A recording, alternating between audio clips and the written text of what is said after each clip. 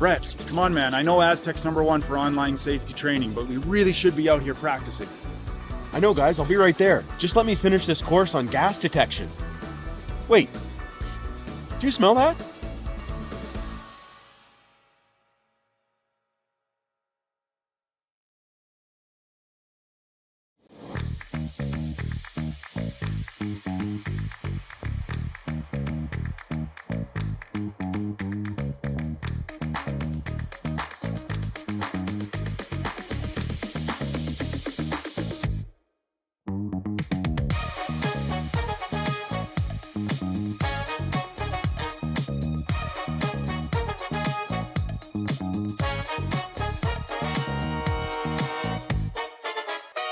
Driftwood Brewery, Esquimalt, crafting world-class beer since 2008. This is where beer is made. With care, intention, and respect for the process, every batch reflects the place we're from and the standards we hold ourselves to. And this is where it's enjoyed. Our tasting room, offering a rotating lineup of West Coast favorites and seasonal releases, right here in Esquimalt. Paired with Thai-inspired food from Dumpling Drop, we're open 7 days a week. Driftwood Brewery, great beer, confidently made. Cheers.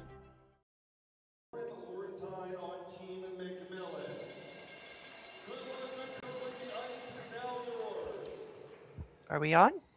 We are. Happy New Year. Welcome to the BC Men's and Ladies Provincial Curling Championships presented by Best Western. I'm Penny Shantz and I am joined by Sean Joyce. Sean is joining us from Saskatchewan and I'm joining you from Vernon, BC. The curlers have finished the last stone draw. I guess we've missed the introduction, but today we've got two teams. And these are two of the best teams, I would say, in the field.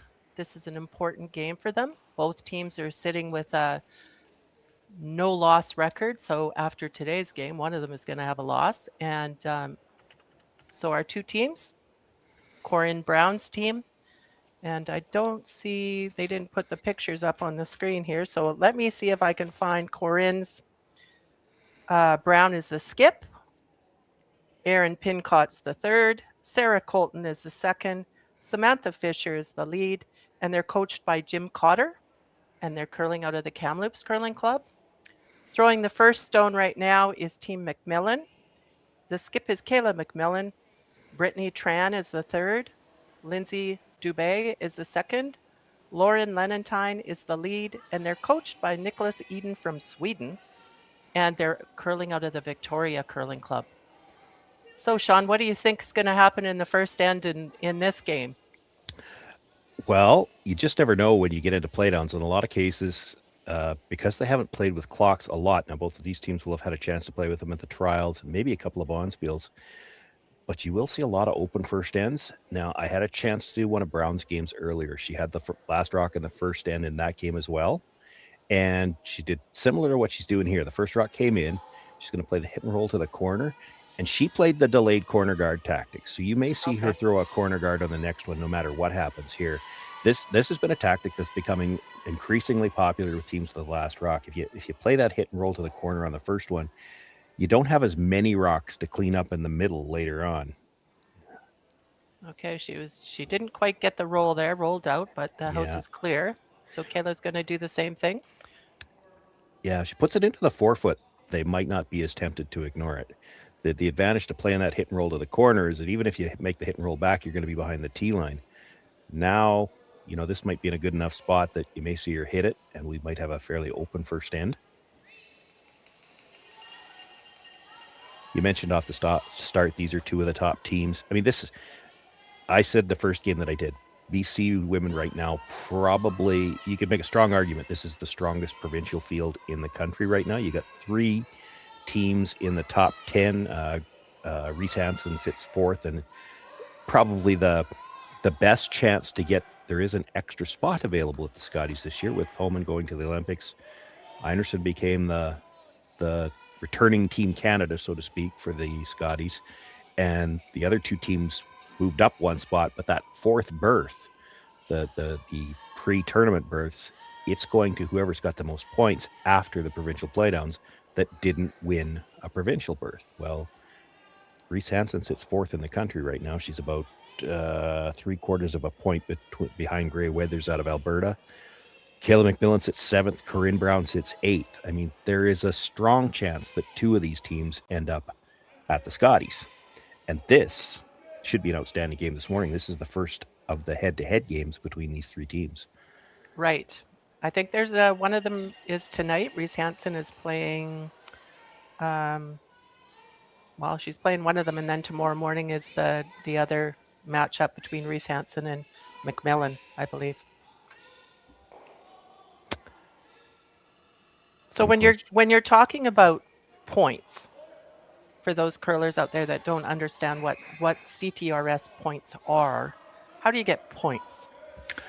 Well, CTRS stands for Canadian Team Ranking System, and it's a point system that's been in place for a few years. It's been revised a few times, but basically every event you go to, there will be a strength of field multiplier, and that's based on this maybe is getting more complicated than I need to be for the average fan, but it's every event based on who's there. How many of those top 20 teams are there? You'll get a different strength of field multiplier, and that multiplier is used to determine how many points the positionings in that particular event are. So every event they go to, they have a chance to get points, including this event.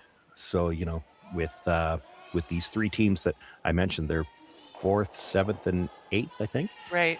That's not necessarily where they're going to stay, because they get points from this event as well.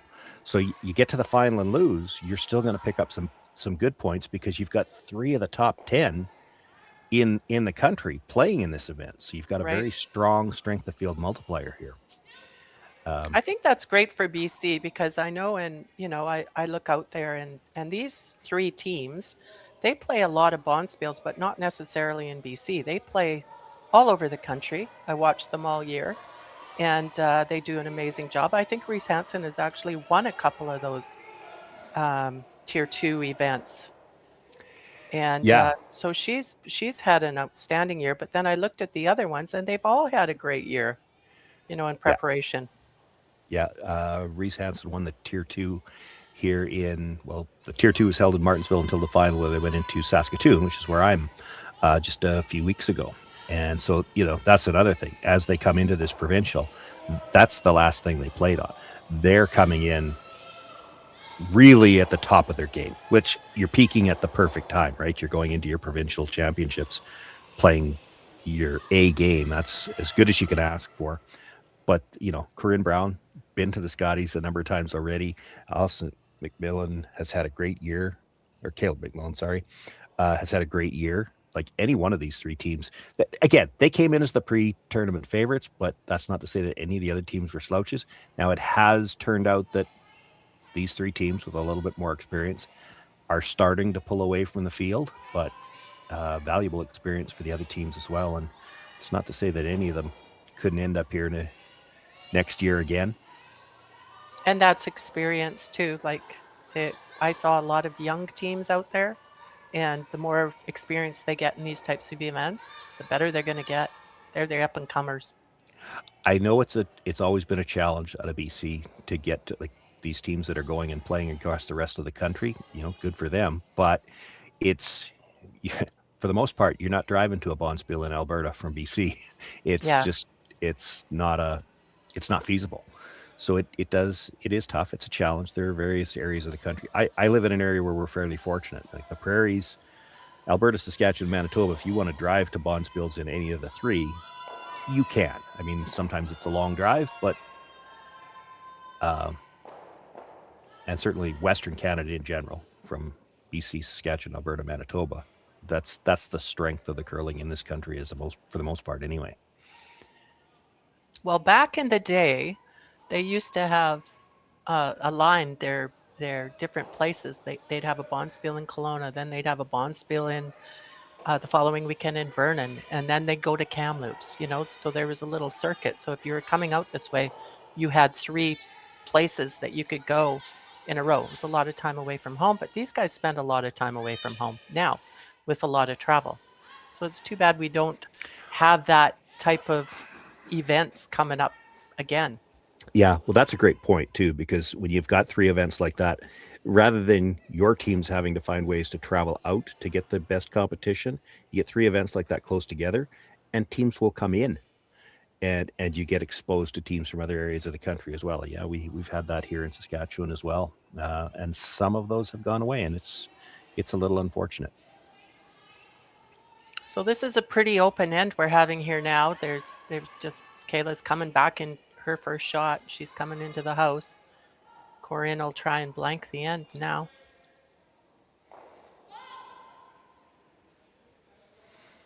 Pretty much seen the same shot the whole end. Yeah, and that happens a lot of times when you get these open first ends. The nice thing about it for the teams, of course, we're playing on a clock here. They don't get a ton of opportunities to do it through the season. A lot of the bonspiels don't use the clock. The clocks themselves, for a lot of events, depending where it is, they'll have to pay to rent them. So that just adds expense. Plus, it's so volunteer intensive to run them. So for a lot of bonspiels, they don't bother with the clocks. And as much as you like to think you're playing fairly quickly, then when you get to play with the clock, you realize, oh, we weren't playing as fast as we thought we were. So, an open first end can help them bank a little time for later on in the game when they have to make some tougher decisions. So they do have 38 minutes for thinking time, and they get one timeout. But I think they've changed it, so now you can talk to your coach behind the scoreboards at any time, like so between shots. Am I right on that? As far as I know, you can. Again, in seniors, we don't worry about coaches a lot, so I haven't looked into the rules on that. I don't know what you're allowed to discuss, whether you're allowed to discuss everything or not. Of course, this started and you'll notice it here in the background. This started during COVID, but it is one of the things I like. You've got one coach at either end, right? So, and that started with they just didn't want the two coaches together, but so. In the odd ends, as we have it here, it is Brown's coach that is behind the skip.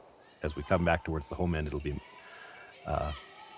MacMillan's coach behind the sheet. So it changes who you can talk or when you can talk to them, because the skip's only going to be talking to the coach at the end that they're on going the right direction. I know between ends they can talk about anything, but they don't have a ton of time either. You got 30 seconds between ends. You got to keep the game moving. Right. So now we're looking at a blank end here. Corryn Brown is just going to throw this rock through the house, probably get an idea of the line on this, the way she throws her rock, to see if it's going to shows any indication of curl or backing up, or is it straight? Yeah, and I would expect she's throwing this. Yeah, it looks like she's going to throw it inside out, because you don't get a lot of chances to throw these types of shots in the game, and it's sure nice to get a read on it.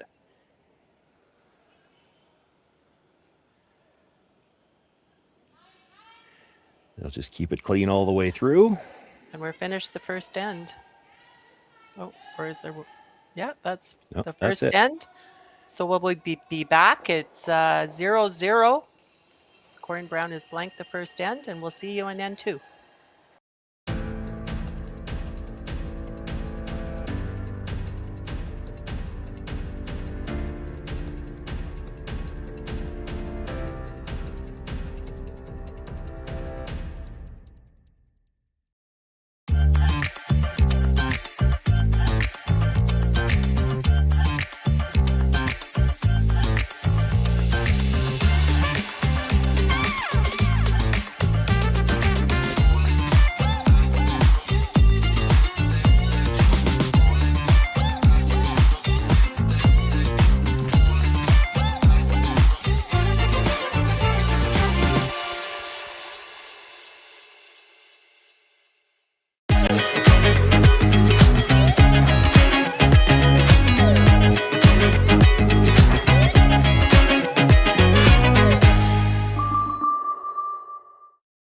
The Kia Victoria experience is a different and better way to purchase a vehicle. We believe that the more positive your car buying experience, the more you're going to love your Kia. When we say the right thing to do, we're talking about putting the customer's needs first. It's about being honest and transparent, both in sales and in the service department, and it's also about treating everyone equally. If you haven't considered Kia Victoria, I would say come see it for yourself. You're going to be impressed with the people that you meet and impressed with the product. Driftwood Brewery, Esquimalt, crafting world-class beer since 2008. This is where beer is made. With care, intention, and respect for the process, every batch reflects the place we're from and the standards we hold ourselves to. And this is where it's enjoyed. Our tasting room, offering a rotating lineup of West Coast favorites and seasonal releases, right here in Esquimalt.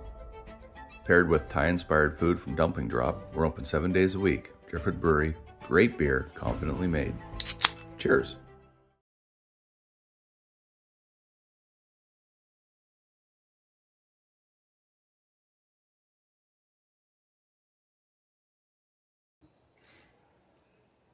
Welcome back. I'm Penny Shantz, and I'm joined by Sean Joyce. We are covering the BC Men's and Ladies Provincial Championships in Esquimalt, BC. And the game we're covering is Kayla MacMillan versus Corryn Brown. Corryn blanked the first end, and it looks like they have a few rocks in play this end. Yeah, expect this fairly often. We talked about it a bit last time. These teams are so conscious of odd versus even end for last rock. Corryn Brown's going to want to try to score this end. Kayla MacMillan doesn't want to see another blank, so she threw the center guard. Brown throws the come around, and now we're going to see these two teams try to jockey for position in the house, which is always interesting. It's all about setting up your angles here. Right. This is where So I is wish Corryn Brown happy here to take one in the second end? I know you had mentioned. I mean, she'd like to take two. If she's got a choice at the end of the end and can't get two, she'll blank. But you will see most of these top teams, blanks aren't as easy to come by as you might think. So that they like to get that hammer in the even end, and then the presumption is they're going to have the hammer every even end. So she's going to play a little bit more aggressively to score here, try to set up her deuce. I wouldn't say she'd be happy to take one here, but for instance, if this was the eighth end of a tie game, I've seen lots of teams that feel like, we're good to score an 8. If we take one in 8, force one in 9, we've still got last rock coming home. Even if we give up 2 in 9 after that, we're one down with coming home. I don't know that she'd be quite that aggressive in the second end, but you and I were talking about it off air. We never, our generation never thought about odd versus even end, usually until the last 3 ends. These top teams now, with the shots they can make, and it's not just the ability of the players, the equipment is so much better. The brooms, the rocks, the ice, they have confidence that they can make any shot anytime, and it makes for some outstanding curling. Right. I have a kind of a funny story about rocks in play. So I was actually coached by Kenny Brown, which is Corryn Brown's dad, and I'm sure he's there watching. And Ken is just is known as Downtown Kenny Brown in Kamloops. He's just an amazing curler, and I've always respected his insight on the game and his knowledge. And one thing he told me on a situation like this was, don't be the first one to hit a rock when you're coming around. Line them up. Well, we played in the senior championships last year in the final, and we had one end where we had every rock in play. I have a picture of it. And I sent the picture after the game. The other team actually stole 2 on me, Sheila Cowan. And I said, Ken, you didn't tell me when I was supposed to hit. And he goes, oh my God. Like every rock was in play around the 4-foot. It's one of the funny things that happened. You know what, though? It won't happen likely here, but usually you won't see anybody play a hit until one of 2 things is going to happen. Either the team with last rock, the angles start to run against them and they'll start peeling to make sure they've got room to score, or somebody just misses an angle and it leaves a chance to play something in the house.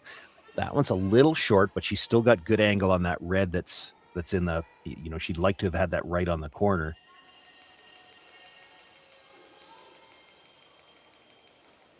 Okay, while they're going to be throwing this rock, I just want to give a shout out to some of our sponsors. That these events wouldn't happen without our sponsors. These sponsors, the presenting sponsors for this event are Best Western, Bel Air Direct, Driftwood Brewery, which is a new sponsor, and apparently they're a great sponsor. They have some pretty good beer. and Digital Direct, local based, and AMJ Moving. Have you had a chance to have one of those Fat Tug beers they keep talking about? Well, I actually don't drink, so Oh, I okay. have not. I'm sure there was a few drank last night in New Year's celebrations in Esquimalt, BC. I'll bet there were, but probably not the teams that had to be out on here, out in the ice at No, 9 a.m. So that's right. we actually have all of the women's teams out here, and just the one men's game. Mind you, that one men's game is the A final.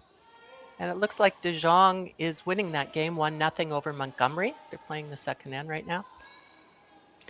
This is what I just talked about. The angles in the house not looking good right now for Brown, so she's going to peel the guard. She needs to open things up here.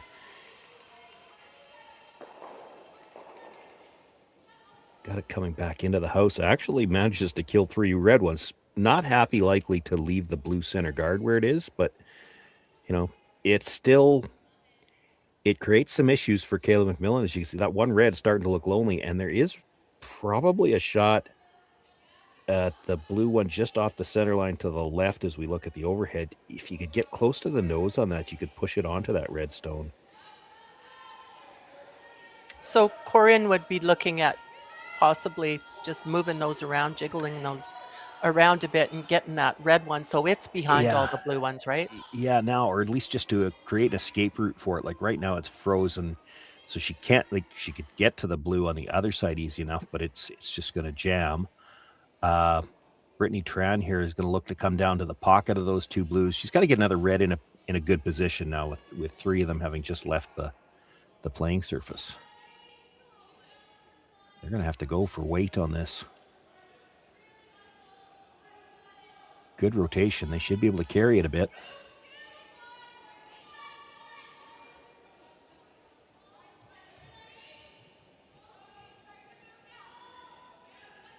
Might have over curled on her a little bit there. Over curled what they had in mind, but I don't mind where it ended up, because that's the more dangerous. Like when they peel this guard, that blue stone is the more dangerous of the 2, and now that red is in a position where she can't really see enough of it, enough of the blue to drive it onto the red in the 4-foot.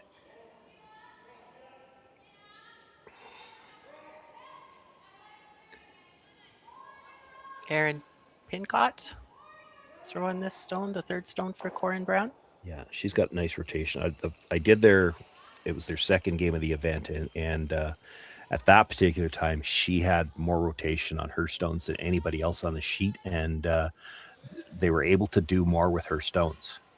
Now, ideally, you'd like to be a little bit more consistent across all 4 players, but there's so much curl here in this building and with these rocks that you need to have that little bit extra rotation to hold your line a bit better, and they'll all make that adjustment as the week goes on, but she had it early in the event.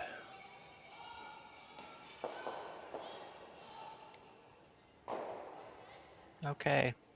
So now it's changed the scenery a little bit. You got 3 reds in there. Little bit. They would have liked to have gotten that one out.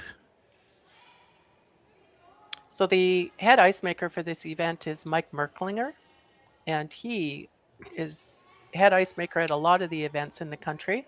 These girls are used to playing on Mike's ice. Of course, his dad is Dave Merklinger, and he's my ice maker. And he's there watching as Alyssa Kylo is playing on Kelsey Powell's team. So they're there watching and cheering on the curlers. Now I wonder, if you're the ice maker's dad, are you watching for different things than the curlers' dads are watching? Yeah, maybe. I don't know.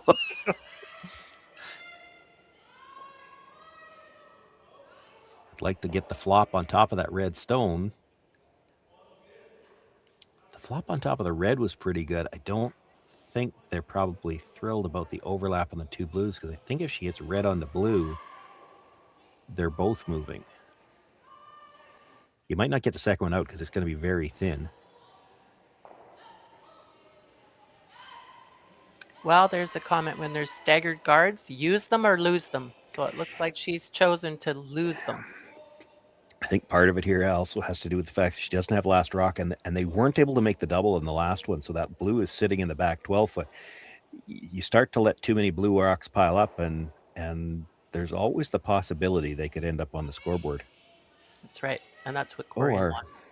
our rock counter has started to fail on us. I'm not sure how we got 6 rocks to 4 left, but skip rocks left to come.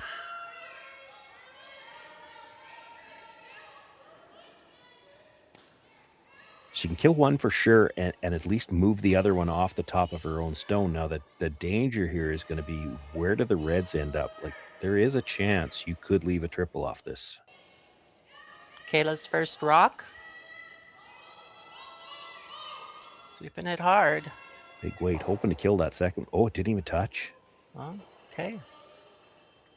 Red is still sitting 1, but those are pretty lined up. Yeah. Corryn's got to make a decision here.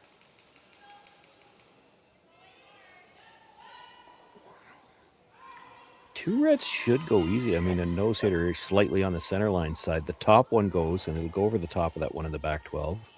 The one in the 4-foot goes. The question is going to be, can you break the other 2 up? It would be The nice if shooter's she could hold her shooter in here. Yeah, she should be able to hold the shooter. But she does, I think she wants to roll off a little bit. You don't want to leave it in that same line. She'd like to be able to get rid of the red later. Yeah. What I'm not sure is, and I don't know what you think, Patty, I mean, they're not dead lined up. When she hits this, will that red stone in the 8-foot, will it pop off the top of that blue stone so she can get it out on the next one?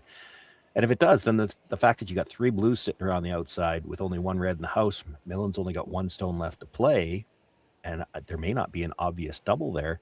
She's got to be really conscious about the possibility of a big end here. And Sean, I noticed back in the background there, Kayla is talking to Nicholas Adine on what her next shot's going to be. Yeah, well, they were having a deep discussion. If you have to talk about angles, you're not going to find a better one to talk to than Nicholas. A little thin on that one. Yeah, little error there. I'm not hitting that. I'm throwing a guard.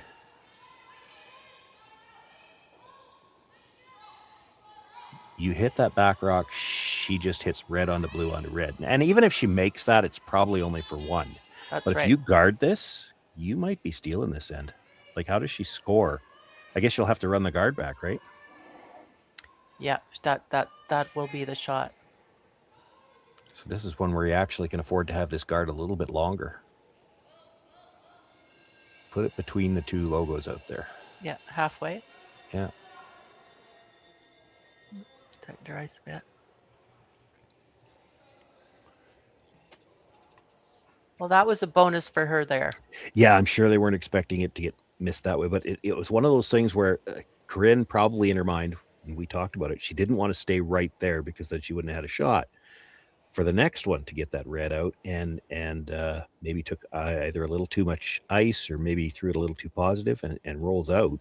Didn't even kill the back one. This is a steal opportunity she didn't think she was going to have.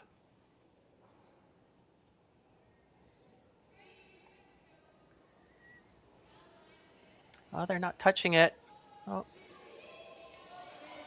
Looks like it's going to be okay there.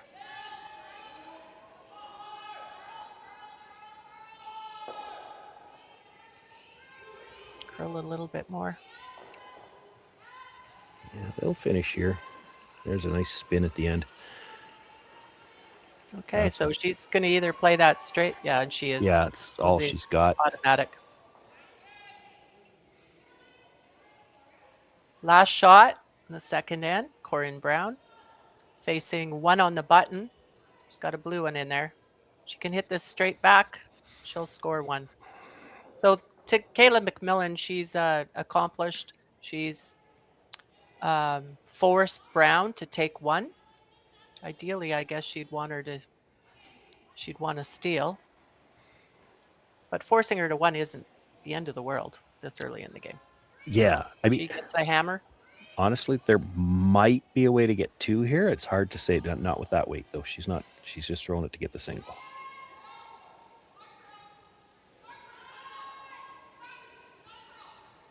Got to be very close to the nose on this. She's close to over curling. She is. So it's a steal of 1 for Kayla MacMillan, and we are finished the second end at the BC Men's and Ladies Curling Championship.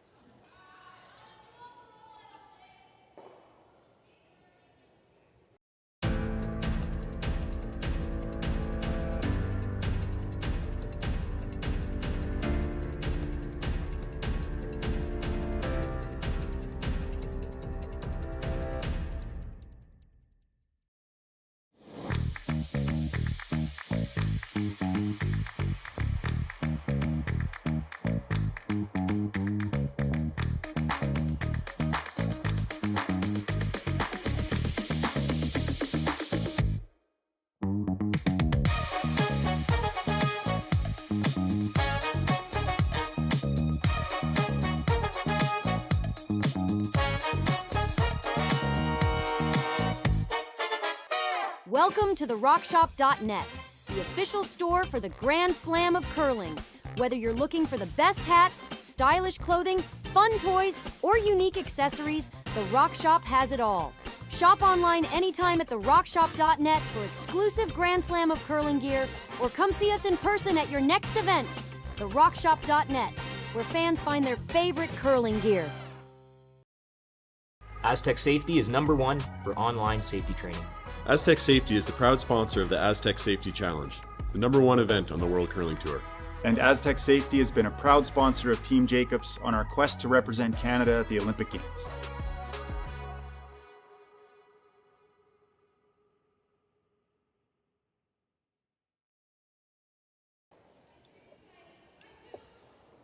Welcome back to the BC Men's and Ladies Provincial Curling Championships presented by Best Western. We are playing the third end of this game it's a round robin game between Kayla MacMillan from Victoria Curling Club and Corryn Brown from the Kamloops Curling Club. The game is Kayla MacMillan scored 1 in the second end. She stole it, and they're now playing the third end. What do you think, Sean? How's this one going to play out?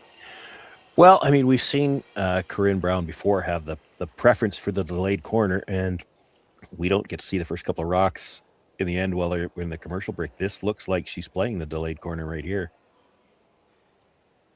Is that because that center guard isn't on the center line and it's a little bit high? They played it. They played it right away. Yeah, that was actually the first 2 stones of the end. Yeah, that first center guard's not in a great position. I guess one of the things we should remind people, the no tick zone that's been around for a couple of years, you want to get your stone on the center line, and preferably tighter to the rings than that center guard is. It's anything you get around a guard that high, you can probably get at it with hack weight with as much finish as they have with these rocks. Right. So if it's on the line, you're not allowed to remove that stone off the line. Well, That's she's right. A little bit, again. Well, but and I didn't see the call, but now you've got a problem when the first one's not well positioned, and you got to throw the second guard. Now, are you going to throw the second one to touch the center line, or are you still going to try to line up your 2 guards? And it looks like they've decided to line up the 2 guards, which will make the double peel a little bit more difficult later. Right. Can't play it yet, but I mean, that's the thing. These teams at this level, they're always thinking ahead. It's okay. We know eventually Corryn Brown's going to want to peel guards. We got to make that difficult when she can. Corryn Brown knows she can't peel it yet. They're going to try to come around it so that you can't bury a good one. Kind of choke it off a little bit there. Yeah. You can see a piece of that. This is what I thought she'd play, though. That's a little higher than Brown would have liked. She can come around. Now, these are the shots, and I admit I haven't had a chance to watch a lot since the game that I did earlier in the event, but these shots were very difficult early in the event. They were finding that as you got out wider, you really had to pay attention to, how long has it been since we've been out there, because it does get heavier out in the wings. And they jumped the brush on this one right away, too.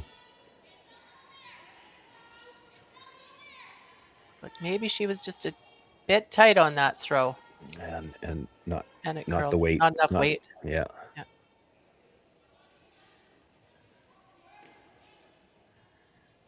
Just want to mention that all games are streamed through Curling Stadium and can be viewed on the Curl BC YouTube channel as well. There's some A final in the men's side. The men play a triple knockout format, so the A final in that is being played right now. The ladies play an 8-team round robin with the 3 teams making the playoffs at the end. So they've got 2 different formats going here. They also have the U20s that are playing in the curling club next door, Esquimalt Curling Club. It's a beautiful facility, the arena, and then there's the curling club is attached to the other side. Yeah, I was talking about that a little bit in the game that I did earlier in the event. Of course, I'm not that familiar with the facility, and if you go onto the website, and I think it was even the Curl BC website, they have a video walkthrough of the building. An outstanding looking facility. I thought it looked pretty much brand new. My broadcast partner at the time, Dave Schmel, looked it up after I said that. It's actually 1960. So they've either done some renovations or like they've done some upkeep on this building. It looks fantastic. If you have the chance to go down, we can show you one game at a time. You can pick up the feeds from the other ones. But if you have the chance to be there in person, nothing beats showing up in person for these events. And I was there a few years ago when they had the same facility and walked. I had a two-minute walk to the games. My son lives pretty close to there. And it was nice. The weather was great. I think it's 6 degrees in Victoria. I don't know, Sean, what's the temperature in Saskatchewan right now? Minus 15? Minus 18. Thank you very much for pointing that out. Well, I'm just back from Ontario, and it was a little bit of a blizzard there, too. We had the blizzard last week. We had melting 2 days ago, which is weird. And now it's minus 18, which we're not complaining about minus 18 at this time of year. No. I have to do provincials here in Saskatchewan next week, and we traveled on site to do those ones. And we've already looked ahead at the forecast because we've had minus 40 weather before when we do that. This year, we're all in that mid 15 to mid 20 range. So yeah, those are comfortable temperatures for us. Wear your shorts there. I could. I'm probably not going to, but. Well, Corryn Brown looks like she's got this set up pretty nice so far. Yeah. So we're down to thirds rocks. And Corryn has 2 in the house. Just have to take another look at that. Yeah, so Brittany Tran looking for the run back here. If this is thin, it could come off of her own. No, she's okay. Oh, and there we go. So she did leave. We do have 3 guards there for Corryn Brown. But what a great shot that Brittany's made. Look at that. A good enough shot. She queued up the replay machine. She gets a replay. Extra Upturned coverage. throw. You feel sorry for the leads. They never get replays. Came up just enough. You could see it start to make that move at about the halfway point. Catches just enough of that stone to move the 2 in the house. Great shot.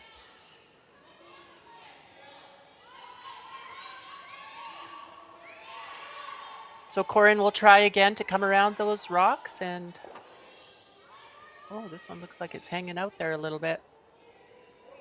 Gets the bonus tick and is still going to end up behind cover. A little tick and roll, but it's not in an ideal position. It actually comes out past the guards. She's calling for the draw, but somebody from the hacks is going to point out we can see all of that. No, she's still going to play the draw. This is a gutsy call. You start ignoring your opposition stones when they've got last rock. This can turn into 2 in a hurry.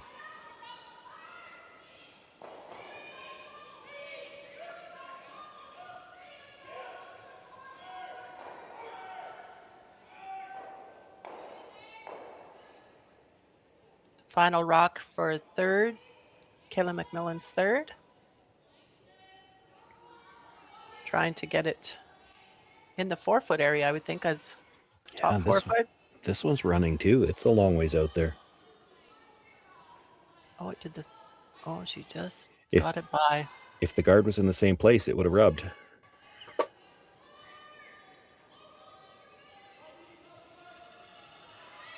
But She now, got to a what I great was shot saying out of that. earlier, It really came at the end. yeah, but with as high as those guards are, I mean, look at it. She almost touched the outside blue one. I think you could get to that with hack weight. She's not going to try it. She's going to peel a guard for now. I think I like the peel there, especially with that, with a little more weight. It was hanging out there, so this might be a little safer. Open it up.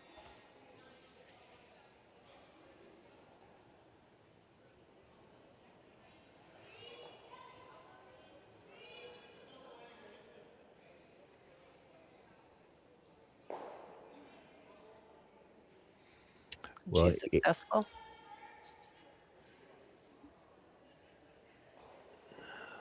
So now, Yeah, I don't like this. If you weren't going to hit it on the last time, you shouldn't hit it now, because what's going to happen? You make this hit. She's got the hit and roll behind cover off that She does. open stone in the 4-foot.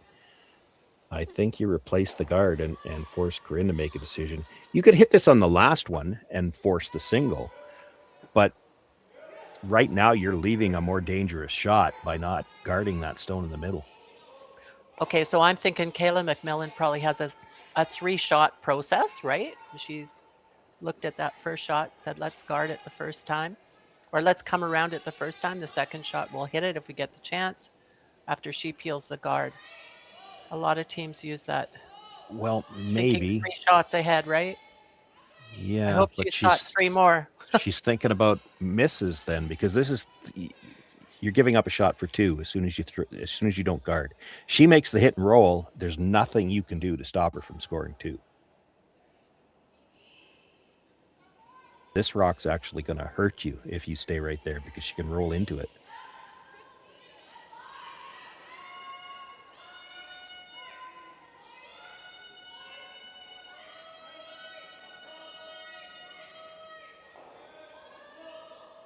That's actually probably better, because now if she makes the double, she's got to stay right there. It's a nose hit to make the double. Right. She can't get that hit and roll behind. She could try it with bigger weight and try to roll behind the corner. That's probably not a bad shot, as long as you don't roll out.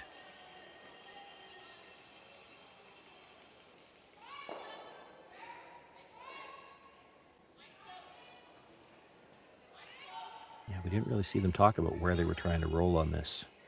The nose hit makes the double, but then you're allowing MacMillan to play the hit and roll underneath cover, and you'd be forced.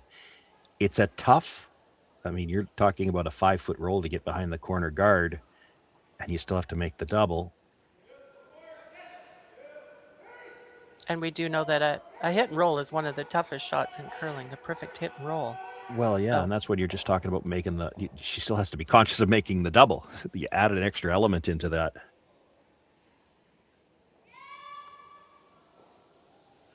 Well, she's holding it. She could have been a little tight there. Yeah, she's not getting the double, and she's not staying. Okay. Little error there. Kayla has an opportunity now. Yeah, it's another steal Come in there. opportunity. She guards this perfect. Corryn only has 1 rock left, and she's got 1 on the button.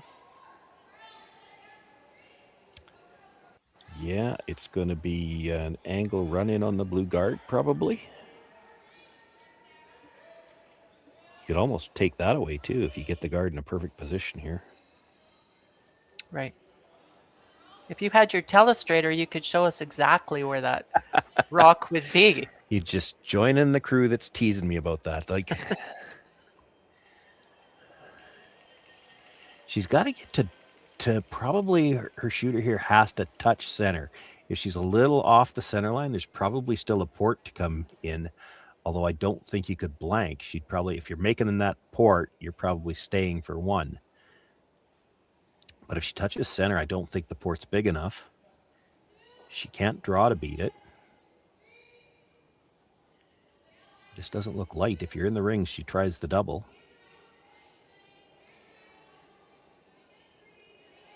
Oh, it's coming down. She's fine.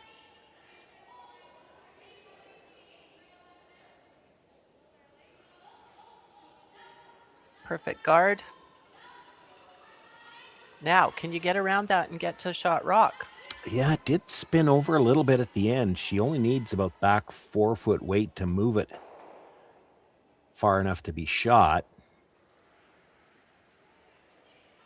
The tricky part here, and probably what has them worried, is where do you put the broom? Because they've tried a few come-arounds, and everything has stayed on that outside corner guard until the very end, and it still ends up buried. So when you need to throw weight to move it, now where do you how far in do you have to move the broom? This is going to be a little bit of a guess on ice. And they might be a little bit inside that path that they were throwing, where it was hanging out there.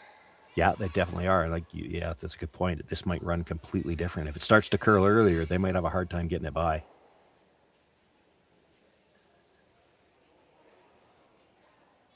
So this comes down to, you had mentioned earlier in this end that Corryn had the opportunity to maybe play this type of a shot, and she opted to not do that. I think it was Corryn.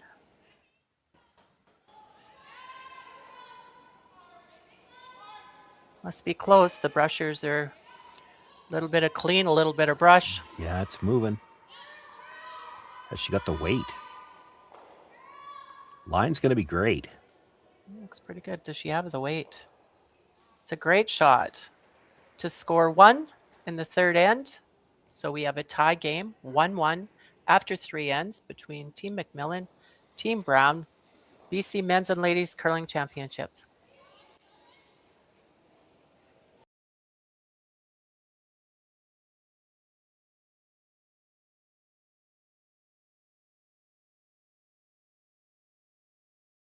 Aztec Safety is #1 for online safety training. Aztec Safety is the proud sponsor of the Aztec Safety Challenge, the #1 event on the World Curling Tour. And Aztec Safety has been a proud sponsor of Team Jacobs on our quest to represent Canada at the Olympic Games.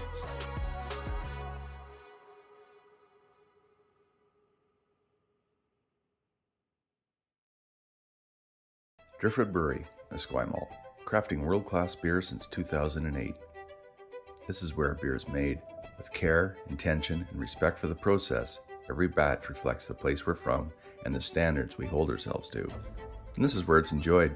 Our tasting room, offering a rotating lineup of West Coast favorites and seasonal releases, right here in Esquimalt.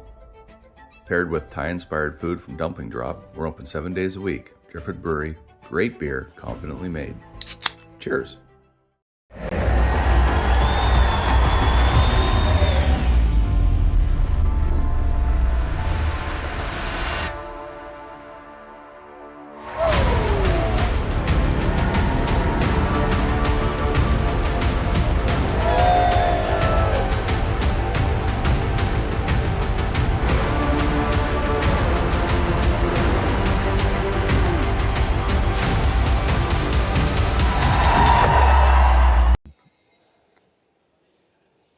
Welcome back to the BC Men's and Ladies Curling Championships, brought to you by Best Western.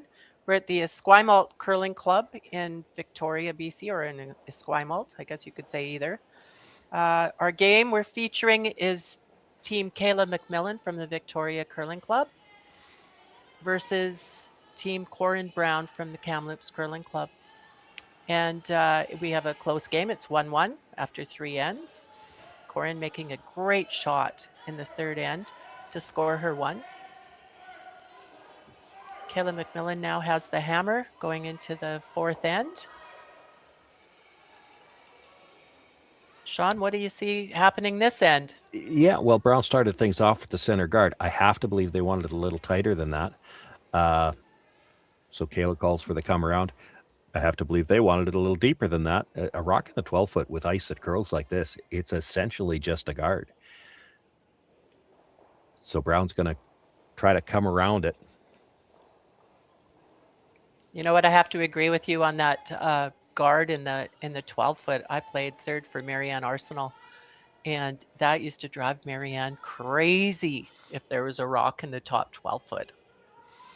Well, when you got this kind of curl and especially the finish that these rocks have, that rock is still just a guard. Like, honestly, if you needed to, you could come around a rock in the top 8. The only thing about it is because MacMillan's got last rock, there's always the chance that stone in the 12-foot could end up on the scoreboard. But she would have liked it deeper. Brown would have liked that draw deeper because now there's a chance for Kayla to, deal with that cluster in the middle. She can push the red onto the blue. Not looking to kill anything here. She wants to keep both reds, the shooter and the raised stone, in the rings, but she can get everything out from behind cover. And early on, at least in this 4th end, that can, things are going to start to look pretty MacMillan-ish. Now, you got to get by the guard, though. That's in the no-tick zone. MacMillan-ish. MacMillan-ish, That must be a Seanism. I make my own words every once in a while. That's pretty good. So remove that stone from the center line. You cannot do that in the first 5 rocks. It goes back. The shooter comes out of play, and advantage back to the Brown team. They can try to do something. Again, she doesn't like those 2 rocks that close together because it gives MacMillan something to do. So she's going to try to tap the blue one. This is the early parts of most of these ends. It's all about manipulating angles. Now, usually the way we talk about that, it's somebody comes to the top of the 4-foot and then it's freezing on the corners. We had a couple of draws come up short now, and that just changes the way they have to manipulate angles, but it's still, they're all trying to set up their own better angles. Again, I Good. see Kayla after holding the broom on the last shot. She went right back to Nicholas Edin. So they have a big communication going on there on what he wants her to do.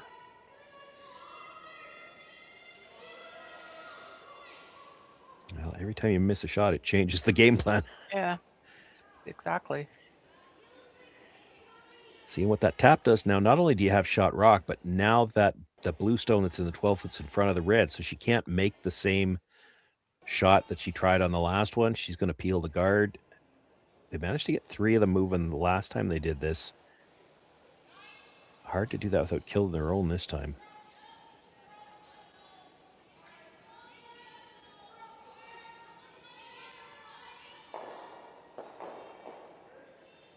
Got them all. She did get them all. What a great shot. See that replay on that. Even a second gets a replay. It was always going to be tough, like just because the blue and red were so close together. She was going to get all 3 blues. It was probably touching the side of the red. As you can see, just touches it, but touches it enough that, or just enough that it still comes straight back and takes that stone off the 4 foot. Okay, if you were scoring her, Sean, would you give her bonus points for that shot? Do they still give bonus points? Yeah, that's a bonus. That's a bonus point shot if you're still using that system. Yeah. I'd give her bonus points for that shot. Oh, for sure. Yeah. But I thought the official scoring. No, I don't. And I've never done the scoring, but I think they got rid of the bonus point thing.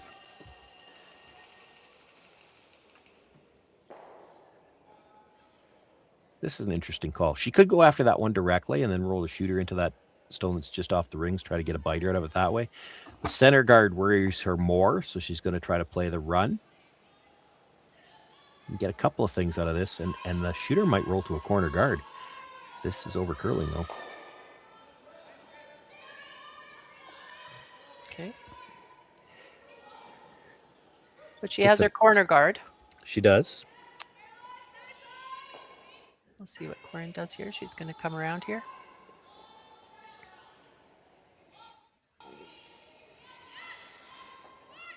This is a good example of what I was talking about, though, with those stones in the 12 foot that could be a guard. It's easy to come around them. If you're just looking at the house from the hack end, it looks more natural to come around the outside because of the stagger on the 2 stones. But 2 problems with that. You have to go out wide, which has been a weight issue here because the outside edge doesn't get used as much. And plus, you can still easily bury around a stone in the 12 foot on this ice. If you get the line right, it will hook hard at the end.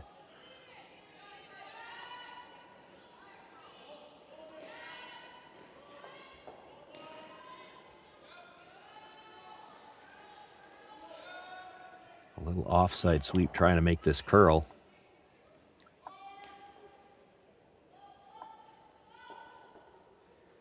She's a little bit deep too. Yeah, I think that was probably the biggest part of the problem, just too much weight. That gives Kayla an opportunity to hit that front one, roll to the open side.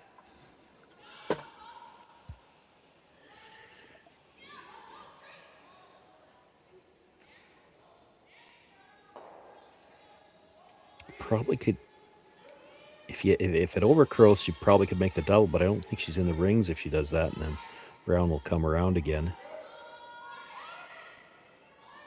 I don't think he gets shot off this, but you roll to the corner in the rings. It's a tough one for. Oh, she might be able to get shot. No. It's But tough. I don't know. I don't think Corryn will come around that corner guard. Yeah, that corner guard's not very good for her. It's tough to ignore this one, and then no matter what you do,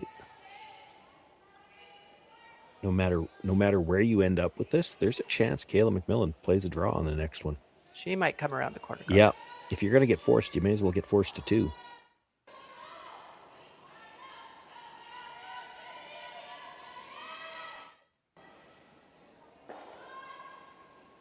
Ideally, Corryn would want to roll in a little bit, I think, on this shot. She's not going to. Yeah, she would like to be full 8. She's not going to use her corner yet.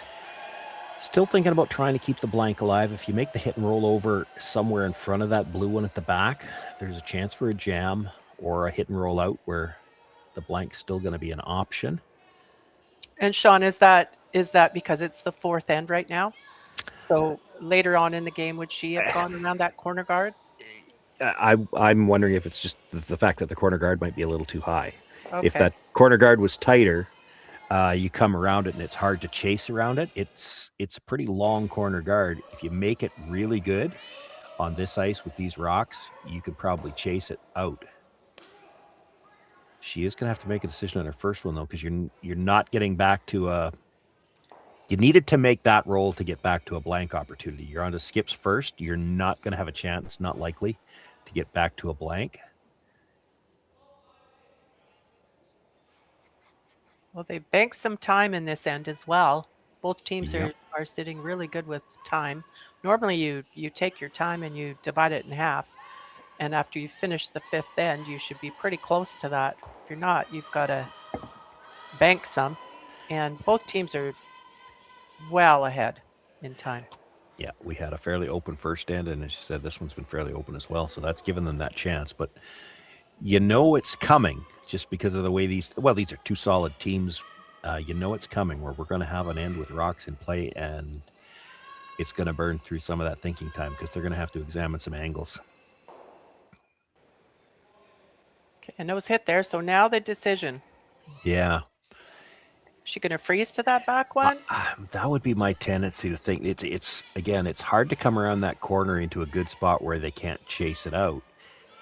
She's talking about hitting and rolling off the back when I don't like that. That's the same problem. But if you freeze to it, even if it's not a perfect freeze, if Corryn Brown has to blast it out, you still might be back to the blank. She might make a mistake trying to hit it.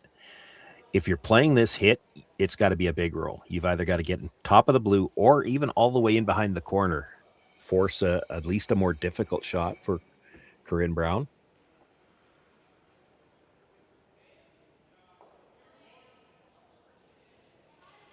And that's tough. We talked about it last end, how these hit and rolls are never easy. Now, she's not having to play a double here, but to get in front of the blue stone, it's a 5-foot roll. To get behind the corner guard, it's close to 7.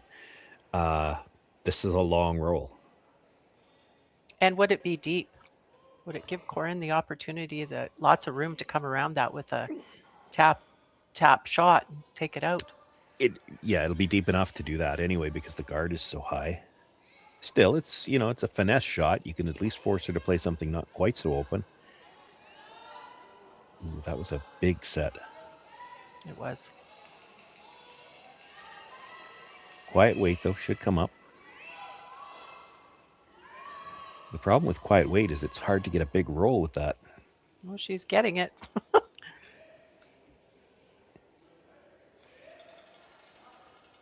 She will be sitting shot rock behind the corner guard. Yeah, if anything, it poked out a little bit on the other side.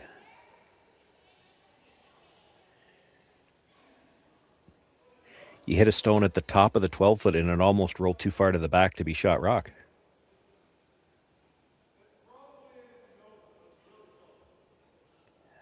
I'm almost betting she's going to change turns when she gets to the hack. I know, that just looks like tight ice to me. Well, it doesn't look And like we haven't to me, played that way. It doesn't look to me like the easiest way to get at it. No.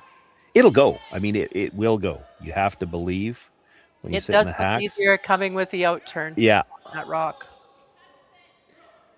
But maybe she prefers her in turn here. Feels confident. It's a long guard. Lots of room.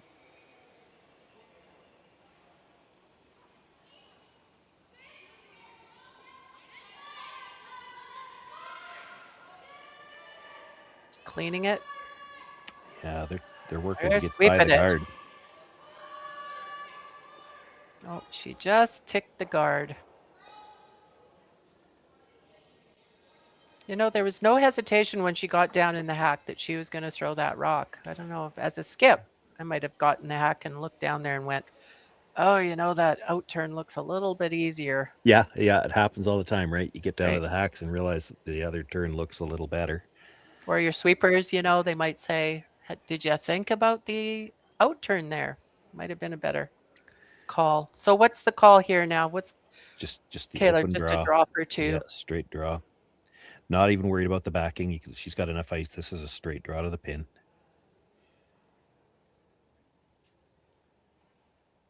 I did see Kayla throw a rock yesterday where she didn't come from the outside into the button for her two. She actually threw from the center line out, and there was actually another rock in play.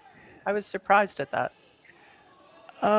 Yeah, I didn't see the particular shot, but you'll see it every once in a while, especially early in a competition when you'll take, well, we know this path and this speed, but, you know, we're 3 and 4 games in for these two teams now. They feel pretty confident, I would imagine, by now with all the paths. As long as they can avoid going out wide, because that is where it gets a little heavier. She's got a nice one here. Kayla picks up her 2 points. So after 4 ends, it's 3-1 for Kayla MacMillan over Corryn Brown going into the 5th end.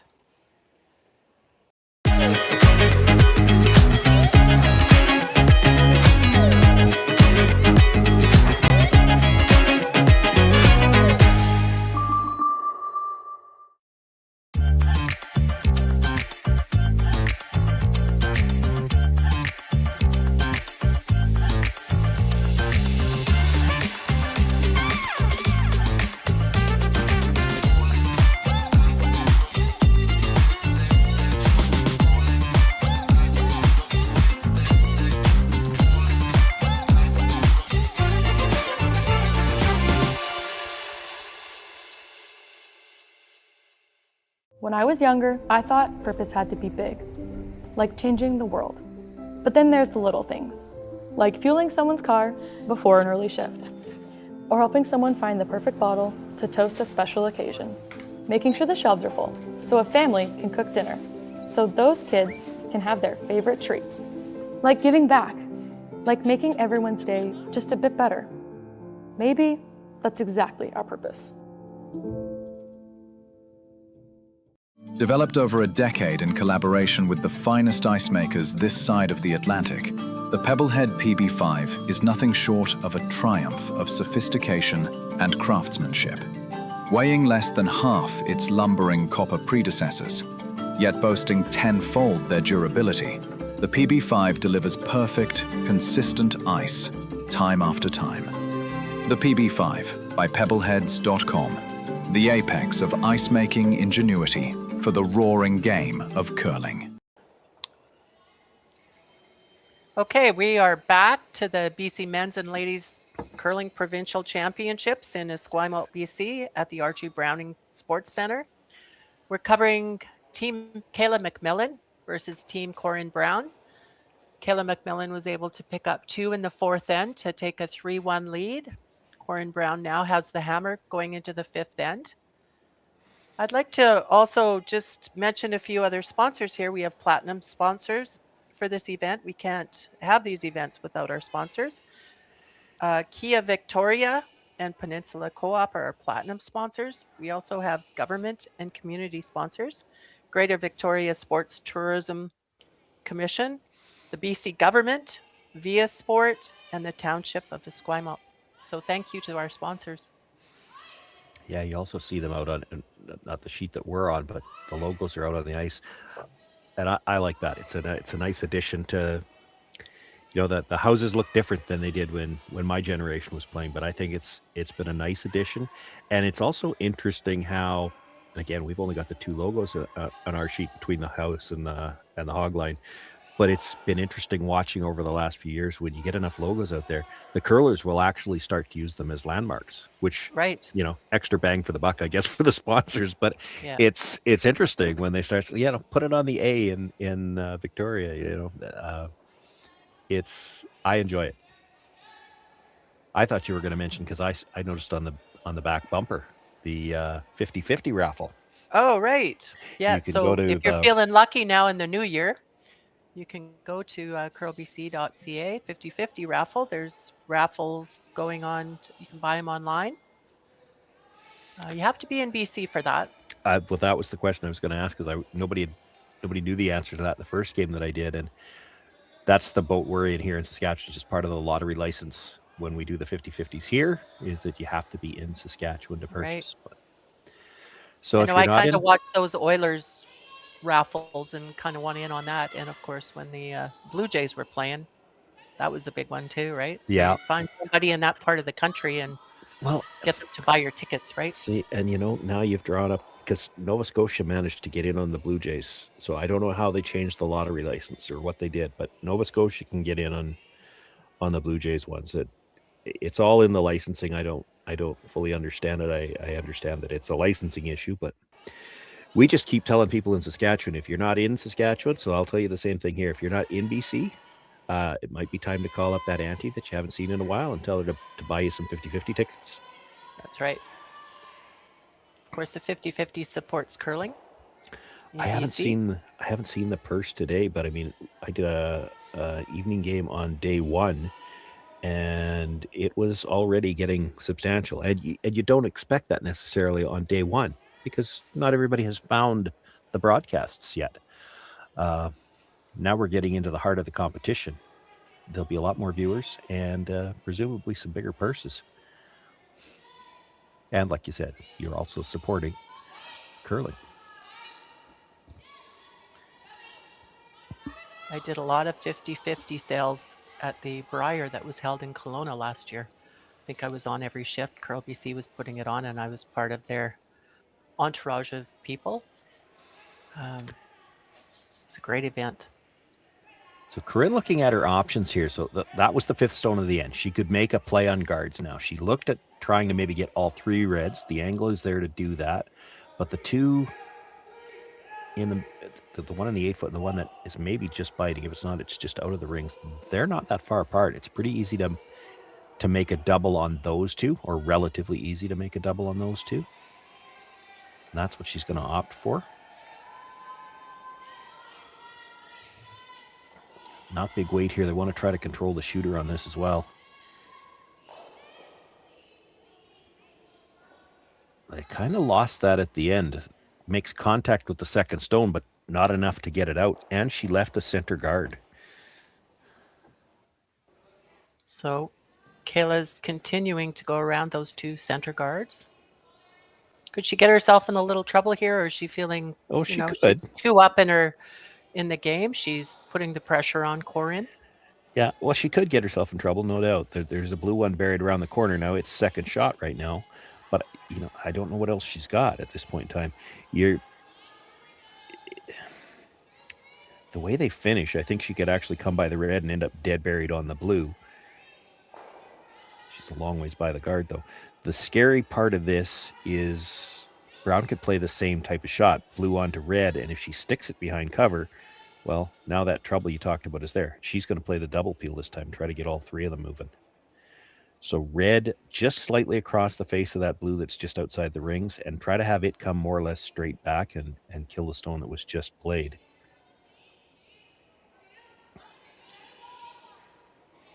She could probably go after the blue-red directly, like the blue rays onto the red stone that was just thrown. Like, that's a very similar shot to what Sarah just played. It's basically the exact same shot she just threw. Which isn't a bad call, because you'd like to give your players the same shot twice. Well, and I think this might have come from Sarah. She might have said, I can see enough of that. And, of course, she just played it, right? So she knows what this is going to do. Corryn knows what it's going to do. The brushers just saw it. There's a lot of good things that can come out of this. She could stick it behind cover. If she's slightly across the top, she could roll it over towards that other red.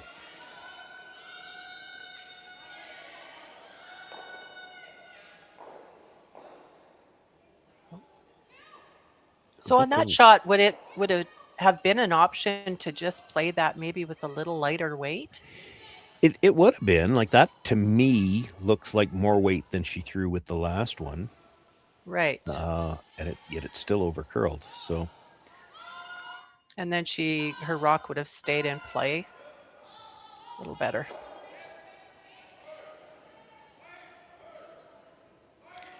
Left the guard on the center line too. So Brittany another chance to bring one around. And now that blue stone will be a rock's width higher, so there'll be a little bit more separation between the rocks if you make this come around. This has got better line coming in as well. Sean, have you heard anything that we're playing on an end sheet? Sometimes that end sheet is a little bit different, especially on the right-hand side where you've Yeah. got the wall there. Have you heard anything from the curlers on that? I haven't. No. Okay.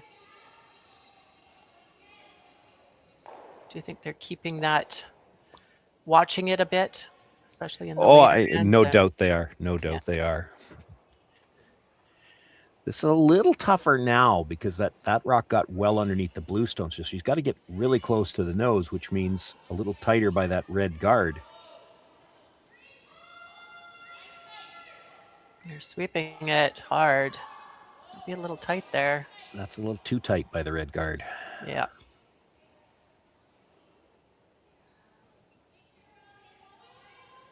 Kayla again will be putting up that guard. Yeah, they'll look to get it over just a couple inches more. You want to take away a little bit of that blue so that the run back's not maybe possible.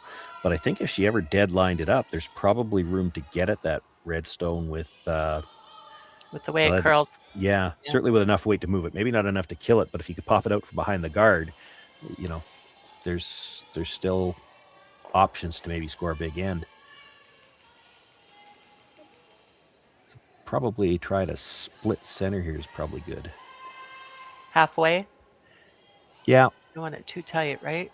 Yeah, and then Corryn will probably try that double peel again. She might not get the line. Yeah, there she does. Boy, look at that last spin at the end. You see that so commonly with these rocks. They're so aggressive with that spin. Well, you'll love it. We haven't seen it yet, but when you get a rock that finishes like that, that's one of those ones where you see the forefoot get congested and all you can do with your last one is draw to the edge of the button, and that last little spin makes for some spectacular looking draws. Got her the line she needed on the guard there. So now they have to play the run red over the top of the blue and try to bring it straight back.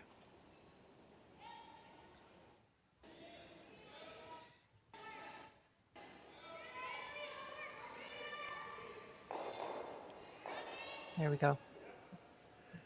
So now Corryn's sitting in a pretty good position. Yeah, She's I could not have drawn that up any better with the telestrator if I had one.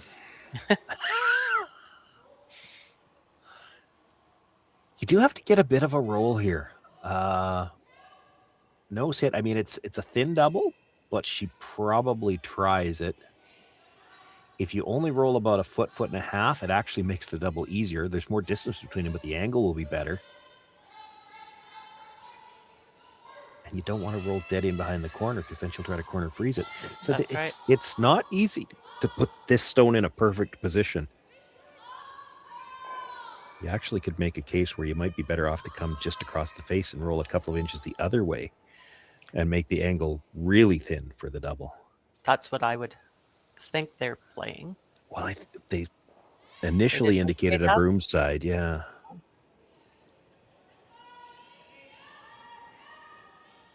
She did not, I don't think, get all the way out to it, but good rotation. This should hold.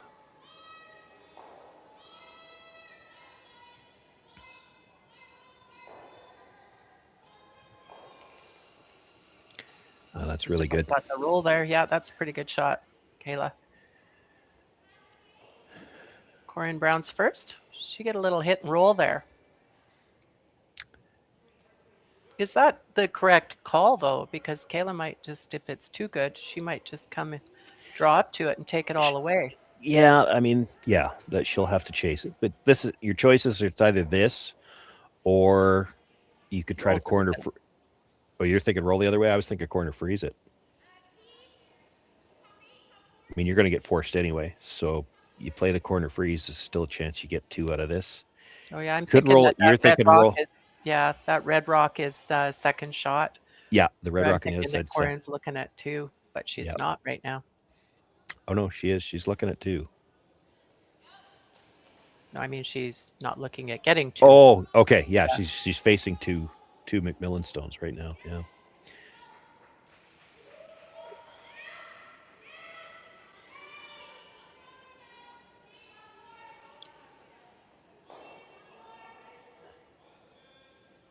Corryn has had her fair share of problems, or maybe even more than her fair share of problems with hits. And it's been Rolling the out. 7 stone, but it's not always a question of overcurl. That one was an overcurl. She had one that undercurled earlier in the game. She's given away a couple of steal opportunities, made a great shot in the third to actually pick up the single after missing her first shot. And now Kayla has the opportunity to force Brown into taking one. Just do not leave the double here. That's all you need to worry about.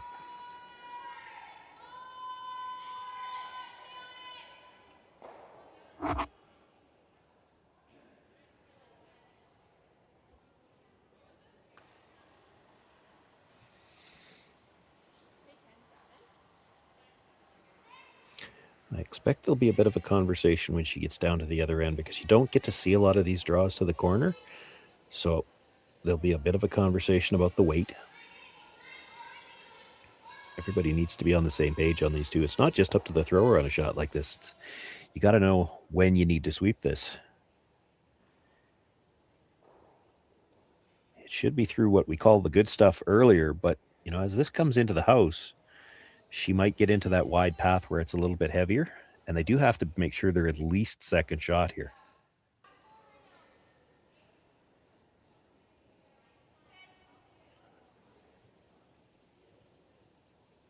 There's your discussion. Yeah. Just being totally sure on this because they don't want to give a chance.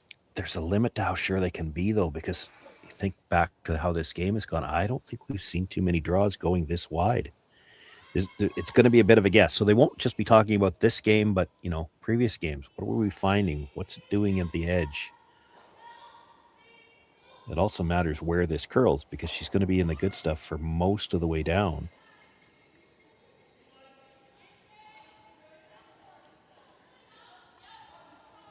Well, they jumped this right away. They did. It's not heavy. I think she's come up short here. Yeah. She talked So that herself gives into... Corryn an opportunity to hit this rock and get her 2 and tie the game. Get her 2 for sure. I think we might see a measurement on that one blue stone. On the right-hand side there. Yeah, you can see that little bit of white from the overhead, but Right. the overhead, we're looking from the pinhole out. It's not exactly bang on. And as you look at it from this view, that stone looks like it's very close to being in the rings. It's probably worth putting a stick on, especially as you're going into the 5th end break anyway.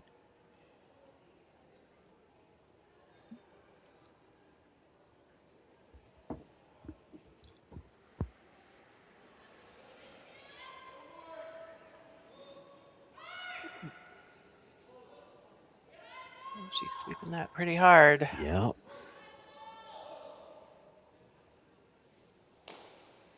Well, again with the overcurl. Okay, I looked at that as the overhead there. It didn't look like it was in. No, and they've kicked it away. So that's 1 for Corryn Brown playing the 5th end. So it's 3-2 for MacMillan. And we have a 5-minute break now. Well, we think it's 3-2, but it was Brittany Tran that kicked it away. That might have been in. We'll let you know when we get back. Okay. Yeah. Okay.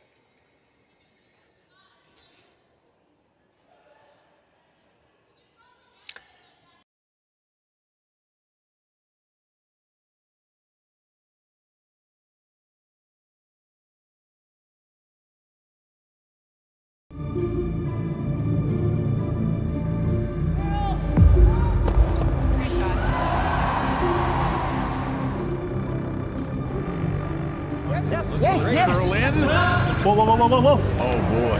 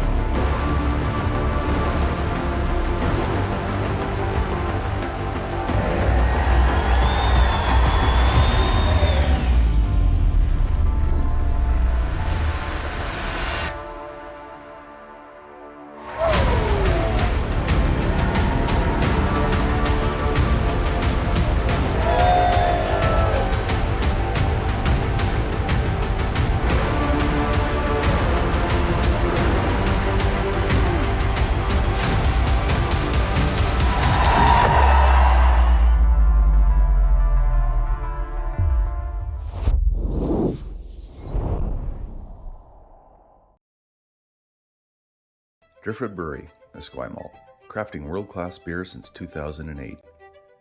This is where beer is made. With care, intention, and respect for the process, every batch reflects the place we're from and the standards we hold ourselves to. And this is where it's enjoyed. Our tasting room, offering a rotating lineup of West Coast favorites and seasonal releases, right here in Esquimalt. Paired with Thai-inspired food from Dumpling Drop, we're open 7 days a week. Driftwood Brewery, great beer, confidently made. Cheers. Still in the fifth end break here on our feature game, but we'll quickly recap the scores. All 8 women's teams in action here this morning. Taylor Reese-Hansen and Kelsey Powell. Reese-Hansen, the other undefeated team in the competition right now. They're tied 3-all as they play in the 6th. Reese-Hansen with last rock there. Sarah Wark with a 4-3 lead over Holly Haffley. Mara Harris and Kayla Wilson. It's Harris with a 7-1 lead as they play in the 5th there. And of course, our feature matchup all tied 3 apiece at the break. And just the one game going on the men's side. It's the A final. So the first playoff team will be determined there.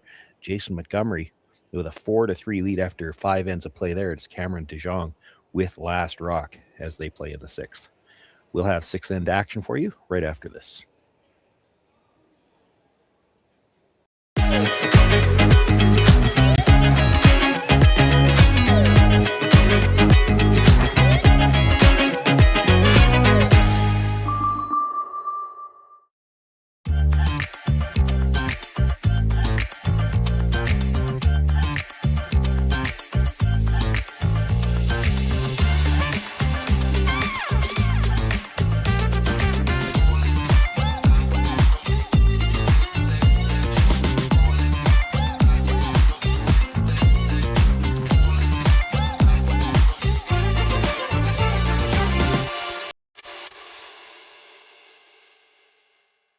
Hey Ben, what's the Aztec Safety online e-learning website again? Yeah, that would be aztecsafety.com. Fire extinguisher and firefighting, we'll send that one to Paul. Ah, now here's a course I should probably take. Conflict resolution. Power line safety. Yeah, I thought it might help me with my line calls. Did you know this Aztec website has over 100 safety courses? Jeez. Aztec Safety online course. Ground disturbance. Could have used that a few seconds ago.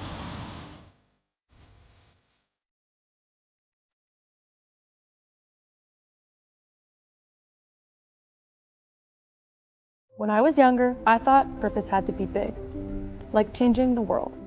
But then there's the little things, like fueling someone's car before an early shift, or helping someone find the perfect bottle to toast a special occasion, making sure the shelves are full so a family can cook dinner, so those kids can have their favorite treats. Like giving back, like making everyone's day just a bit better. Maybe that's exactly our purpose.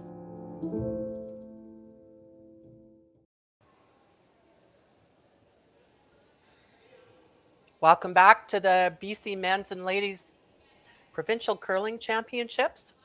We are covering the ladies' round robin game between Kayla MacMillan from Victoria Curling Club versus Corryn Brown from Kamloops Curling Club. The score right now is tied. That was a score of 2 in the 5th end. There was a biter on the side. We couldn't tell whether it was in or not. So it's a tie game. 3-3 playing the 6th end. 5 ends to go. Sorry about that. The overhead view does give you a bit of a distorted angle. It looked like there was a white line out there. They removed it pretty quickly, but I happened to notice it was Brittany Tran that kicked it off, and that usually means she's conceded it was a second point. So even though we could see the white, that was in far enough. She didn't even feel like there was any point calling for a measure. So that was actually, Corryn had a shot for 3 in that end. Yeah. 1 up. Yeah, and she's had a few rollouts already, and they're going to start to haunt her pretty soon.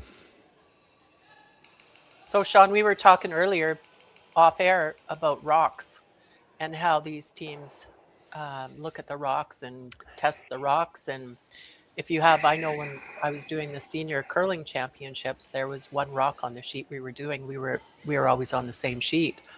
there was one shot that was what they called a cutter. Yeah. And there was only, I think, 2 skips in the whole championship that actually chose that rock to be one of their rocks Well, as an advantage. yeah. Well, we didn't used to do that. Again, where you and I are from a past generation. You had one rock that didn't match. You gave it to the lead. These teams don't do that anymore. And again, when we're talking about differences between the two of them, I mean, you might have a rock that a cutter, for instance, on ice that only curls 2 or 3 feet, you might only notice an inch or 2 difference. But when the ice curls as much as this does, and there's as much finish, and they can do as much with the brushes, like you can use that rock as a weapon. And the better teams now, that's become a very important skill to identify. If you got one rock that curls a little bit more, and then you have to decide when you're going to throw it. They won't usually change the player, but you see it, you hear it all the time at the Briar, the Scotties, the top Bonspiels, where the skip will call down, which stone have you got? And that's because they have 2 stones that aren't doing the same thing, and they will use, whether it be the cutter or the straight one, they'll use it in certain situations, and it's an important skill. Now, we were talking about it, wondering if that might be the issue with Corryn Brown, and I don't think it is in this case, because she has had, she's had a couple of them over curl. She also had one under curl. So I think it's just she's struggling a little bit with her takeouts right now. Yeah. And would they talk about that in the 5th end break? Would she be talking to Jim about maybe what's happening with my rock there? Am I doing something different? Would she talk to her team? That's an interesting question. On the face of it, the answer should be yes, but psychologically, in the middle of a game, there are some players where you just can't do that. Right. I remember hearing a story, and heard it at a high performance camp from one of the coaches at one point in time. And I like telling this story here because it was Bert Gretzinger that they were talking about. Oh. And Dave Meloff, who was originally from Saskatchewan, used to play with Mark Dacey, was playing with Bert at the time, and they had a sub playing. And so it comes down to one of those things that you just don't tell a player. And Bert came down to throw a draw, and he says, "What's the weight?" And the sub says, "Well, it's 24 seconds." And Dave just bowed his head. And Dave throws the draw, or Bert throws the draw, and sure enough, he comes up short. And Dave goes over to the sub and says, "You never tell Bert it's anything faster than 23. Never." Oh. And it's just a psychological thing. But I hate to pick on Bert that way, but it's one of those things. There are some players in the middle of a game, just psychologically, you can't.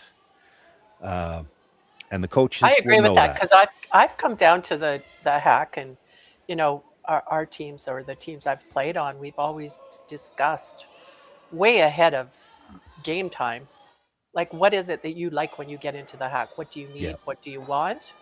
And if I have a time in my head, I've been thinking about it all the way down the ice, and I'm timing hog to hog on every shot pretty much anyways. So I have a pretty good idea what the time is. And if I get into the hack and somebody tells me it's something different, that really messes you up, because now you go, "Oh, is it?" No, like it really messes you. Nice shot. She manages to move all 3 of the rocks in the rings. I feel for Bert on that shot. Well, I just know that some psychological, like Corryn knows she's struggling now, and maybe she's fine talking about it mid-game, but some players would not be. Like, it's just, I need to figure this out. I don't need to be told about it type thing, Right. Unless you ask for it, right? Yeah, I don't know the team, so that they will know. Jim will know whether he's got a team that we could talk about it or not. And I don't know whether it's anything necessarily technical, or maybe she's just not matching the weight to what they called. Like, we don't have the mics on them here, so we can't hear what's gone wrong with those shots. She knows. She knows.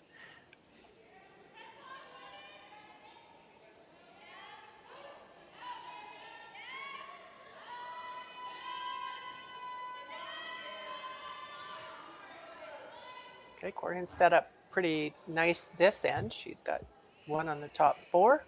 I call that a power rock. Yep. Well, and the fact that there's 2 in there, it's still, the force is always alive. Now, Brittany's going to try to move all three of them here. See if she can get herself on the replay run again.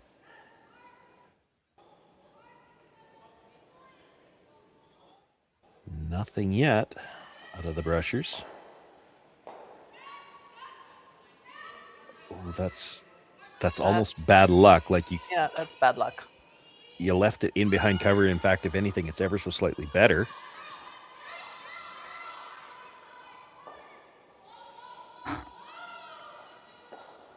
Just want to give a shout out again to our presenting sponsors here. Best Western, Bel Air Direct, Driftwood Brewery, Digital Direct, which is local based, and AMJ Moving. Can't have these events without our sponsors. So thank you to our sponsors. There's got to be a moving pun available for this game too, with both teams coming into undefeated. Somebody's trying to move into first place with this game. That's right. For those just joining us now, this game, both teams are undefeated, and Taylor Reese Hansen is also undefeated, and they haven't played each other. No, this is the first of the head-to-head games between these three that are sitting undefeated. Right.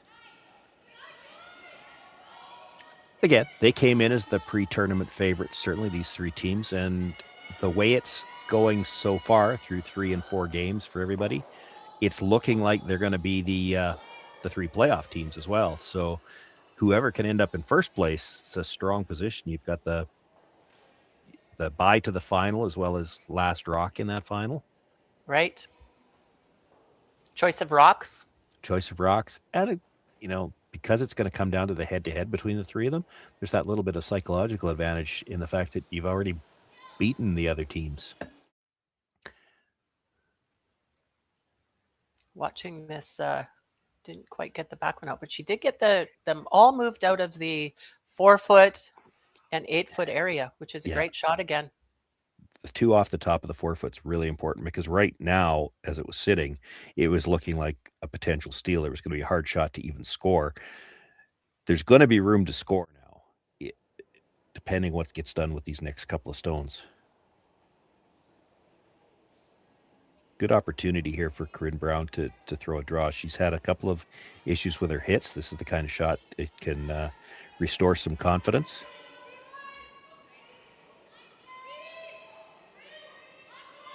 Looks like it's a long ways out there, but we know these finish hard. There it goes.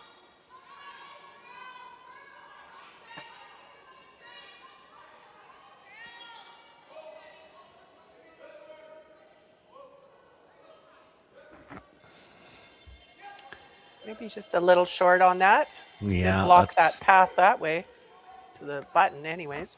Yeah. But like you mentioned earlier, you can still come around that rock as well. You can. It again probably looks more natural to come around this side just because you don't have to get by as tight of a guard, but now she's got to go look where the broom is. She's out into that wide stuff where the speed could be different. It's on the wall side, as you mentioned earlier too, which we have seen both teams, whether it's deliberate or it's just the way the ends have evolved, they haven't played this side of the sheet as much. Okay, so after the 5th end, the ice maker does come out there and do a light mop on the ice. Mm-hmm. And sometimes that increases the speed down the ice for some unknown reason. I don't think it'll happen here. And then that could be why Corryn was just a little bit late on that last shot. Thinking that. Overthinking, yeah. It happens all the time.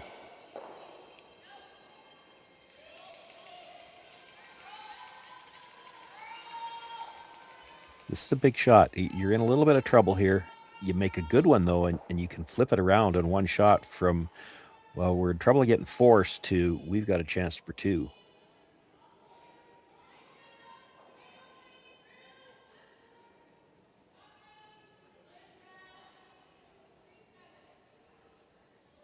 It's going to be deep. Yeah, it's tracking a little bit. It is shot rock, and it did get that little spin at the end, so it's over buried. She can't really chase it to push it out, but she could get there with a freeze. Right. That's not the ideal spot that she wanted that rock for sure. She wanted it in front. No, that actually came down quite a bit. If you're going to be deep on that, there's an argument to be made. Take that right to the back of the 8-foot. That's right. If you make a good freeze here, I think you'll have to try to draw to the side of the button on the other side to score.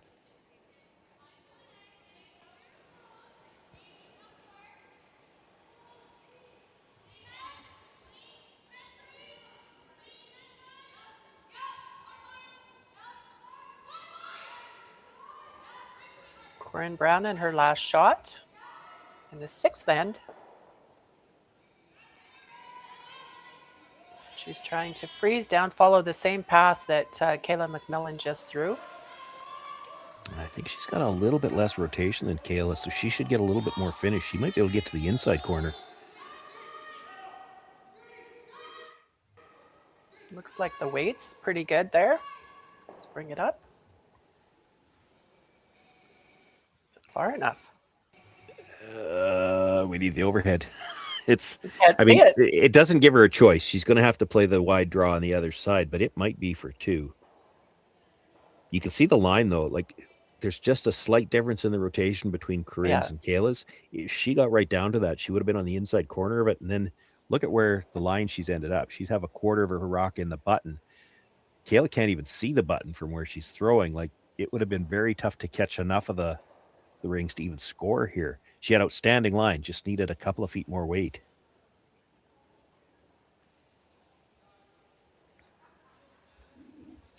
She's got to go really wide on this, needs full 4.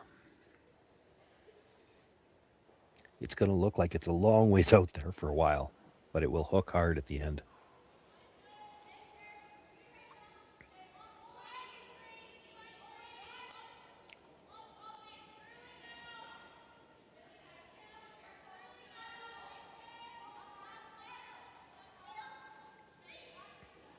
Last shot in the 6th end for Kayla MacMillan.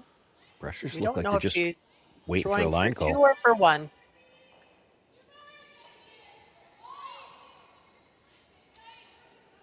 It's looking good. Maybe for 2 if she gets there. 2. Oh, it's close. It looks like blue, maybe. That's my guess. Yeah, I don't think she got there. So it might be just 1 red. They're going to measure? They're going to measure it.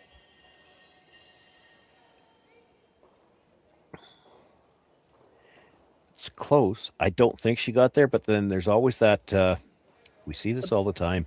When you've got a red rock on a red ring and a blue rock on a red ring, you get a bit of an optical illusion. I agree. The blue rock looks bigger, right? Yeah. Yeah. Oh, and it would be the opposite if we were in the 12-foot, just because the rocks match.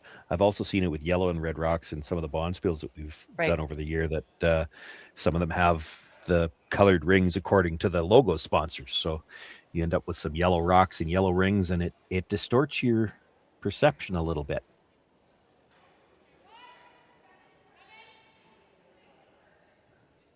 So they'll measure this for the 2nd point. Kayla's already got 1.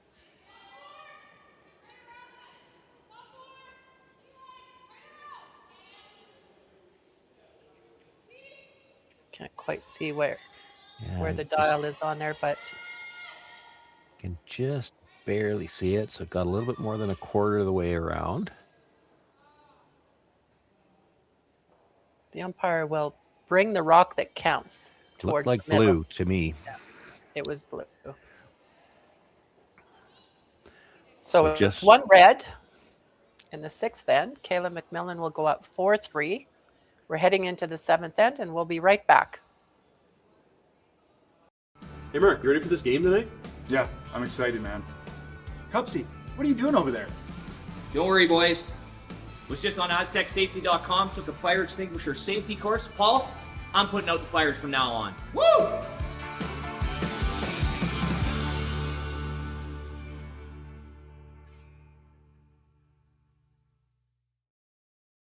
Driftwood Brewery, Esquimalt, crafting world-class beer since 2008. This is where beer is made, with care, intention, and respect for the process. Every batch reflects the place we're from and the standards we hold ourselves to. And this is where it's enjoyed. Our tasting room, offering a rotating lineup of West Coast favorites and seasonal releases, right here in Esquimalt. Paired with Thai-inspired food from Dumpling Drop, we're open 7 days a week. Driftwood Brewery, great beer, confidently made. Cheers.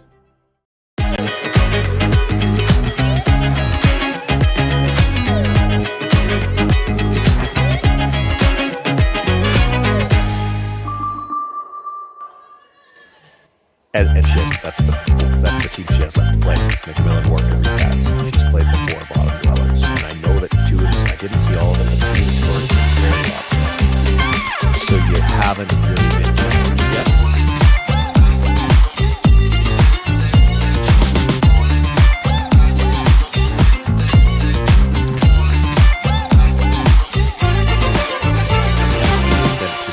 We have that kind of working against us here in Saskatchewan right now.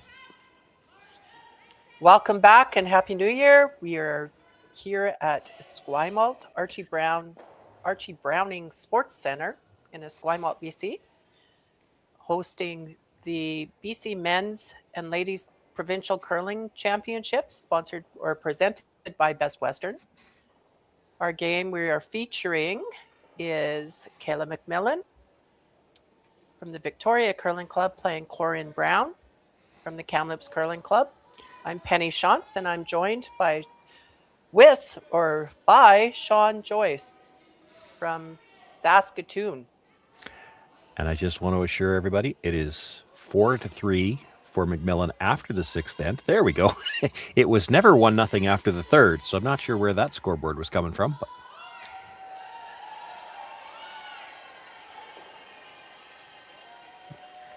got to poke a little bit of fun at the, especially when it's another Saskatchewan guy doing the production, Roy McCusker. Right. When I catch him. Sean does all the games in Saskatchewan for the provincials. I've watched him over the years, and you do it with Kim, right? A lot? Kim Hudson, and then for the last couple of years, we've had Darren Dupont has been working the play-by-play for us. He's not available this year. So Nolan, I apologize, Nolan, I've forgotten your last name. He's going to be joining us, and Susan Lang is part of the broadcast as well. Susan Lang. I know Susan quite well, too. I guess you're not talking about Nolan Thiessen. No, it's a radio broadcaster. We actually started bringing in a professional guy to do the play-by-play a couple of years ago. It was getting to the point where if we wanted to get more professional, we needed that. I've done plenty of play-by-play, but I'm certainly not as polished as the guys who do it for a living.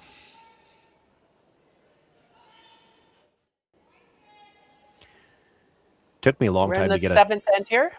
Sorry, Penny. Took me a long time to get a telestrator in Saskatchewan too, but we have one now. So if I don't get to play with it this week, I'm going to get to play with it next week. They do have a telestrator, but it's actually at the Archie Browning Center, I believe. I know. And we're not there. We're remote. I'm doing this from Coldstream, BC, and Sean's doing it from Saskatchewan. So we're not privy to that. They assure me they're working on it, although I'm not entirely sure they're not just poking fun at me in the background.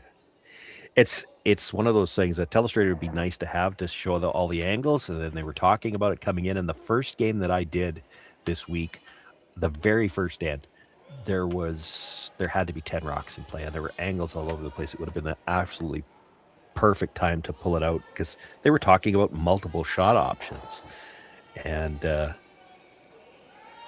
no such luck. But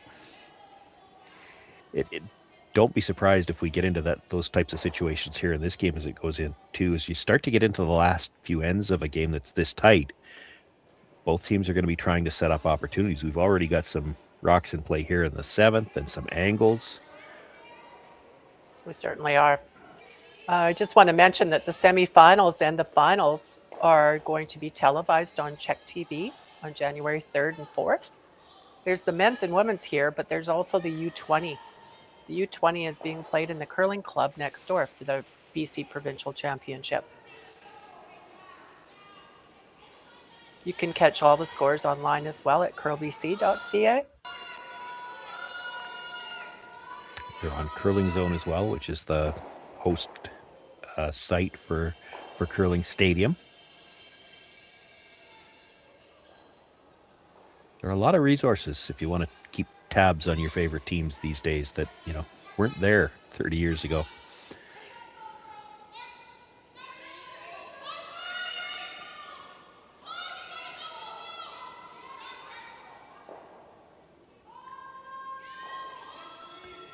We don't have mics, but that hand signal is pretty universal. This is down weight from what they had in mind.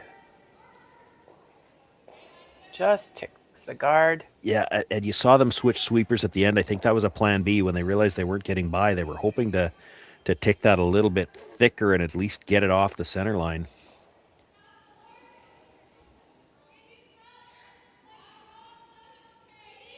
Kayla does not have the hammer here. Yeah. So she would be trying to force Corryn into taking one, I would think. Yeah, ideally, in the seventh end, you don't really want to see a blank here. You'd love to get the force and then get the hammer back in the even end. She's not really thinking steal yet, but I mean, she's had 3 opportunities earlier in the game where she wasn't thinking steal, and it just kind of presented itself late. She got one of them, got a force out of another.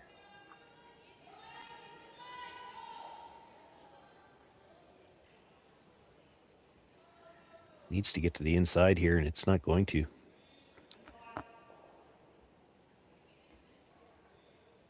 Maybe just a titch too much weight than what she really wanted.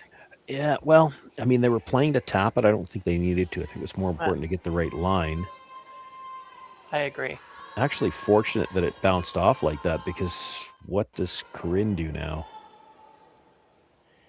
Like, you make a play on the stone she just threw. There's a chance you're putting it onto the blue, yeah. They need to create a way to get that middle red out. So she's trying to hit the outside of this red one, catch the second red one, to move the third one. And that's, you can't get that second one out now, but you need to create a way to get it out later. So she'll try and open it up a little bit. Yeah, where does everything else end up off this? Loses her own, loses 2 reds. And her shooter. Mm-hmm.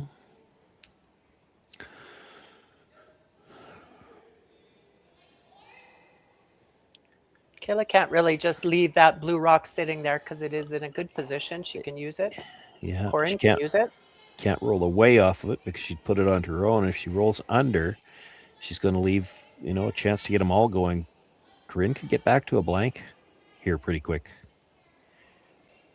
And we just talked about how Allison would love to force here. Well, Corryn might really like a blank here. You're 1 down playing 8 with last rock and the even ends. That's not a bad position.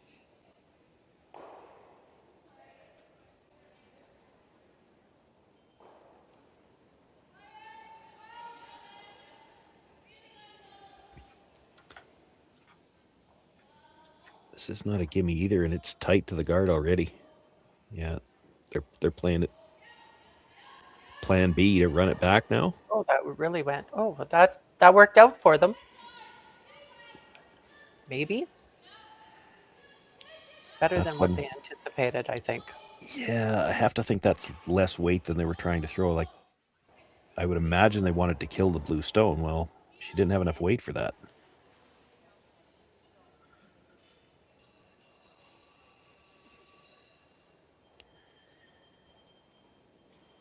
Wants to move all 3 reds here for sure.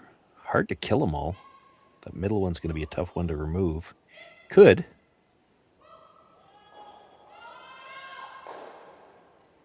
Oh, just missed it. Okay, so yeah. Now MacMillan. You're thinking the same thing as I am. Do you hit the blue one or do you guard it? Yeah. I think you have to guard yet. So we're on, this must be Third's last shot. Yeah. You guard here, they're going to try the run again. But it's MacMillan's rock going down into it now. Yeah, so. yeah.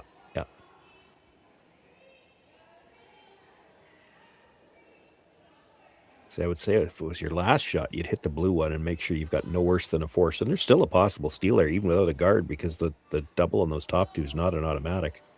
Ooh, this is overcurled. Overcurled a bit.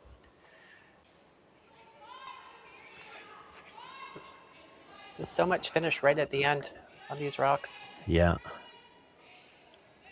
Tough to make the double here. You almost want to, just kind of nose hit it and stay directly in front of the other red. In fact, you might have to hit it just a sliver on the broom side to make sure you stay in front of the red. You'd be sitting second and third. Which is great. Yeah. Oh,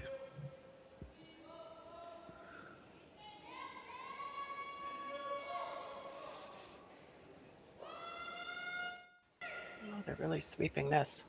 Yeah, I'm not sure she's getting by. Seems around the center, it's just moving a little bit more than what both teams are anticipating. Okay, she has an opportunity to guard that again. Yeah. Kayla's got a little bit more rotation here, so her finish is right at the end. Thinking she's got a little more ice too, I think. Yeah. They will take that little spin at the end. We've seen it a number of times in this game, but hers will hold out there longer, and then they'll use that little spin at the end to get it into place.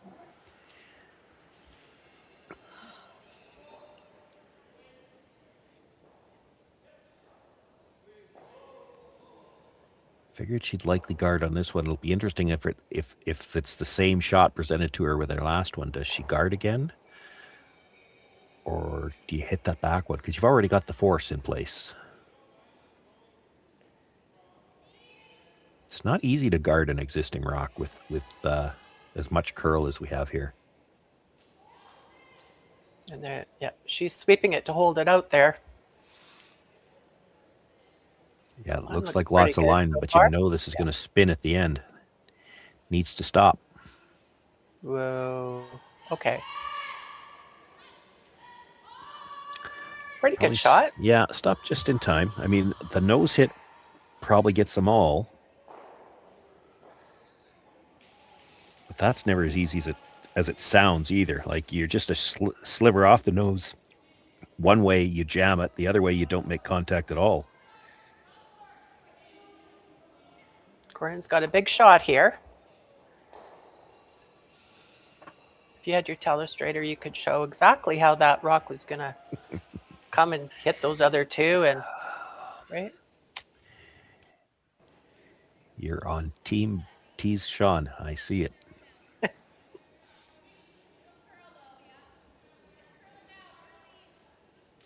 Yeah, there's not a lot of room for error here. Actually, she's got to be right on the beak, a sliver off one way or the other, and this is not going to work out as well as she'd like.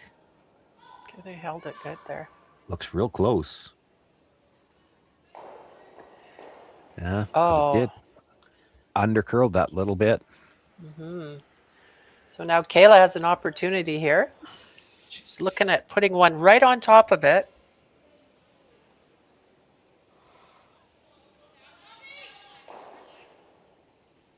And really put some pressure on Corryn Brown to score one. Yeah, Corryn's probably going to play the hit and roll. Well, do you think she plays the in-turn draw? It's tough. She can't. I mean, it's there. I'd be tempted. If you're not going to tap that rock, I'd be tempted to just be full 12 foot between the two of them so she can't play the hit and roll.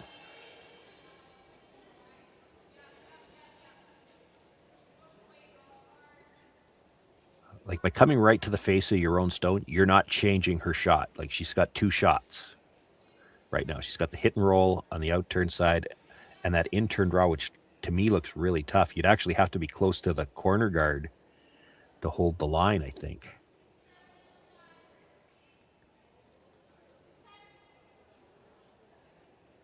If you're coming to the middle, I like tapping this up a couple of inches.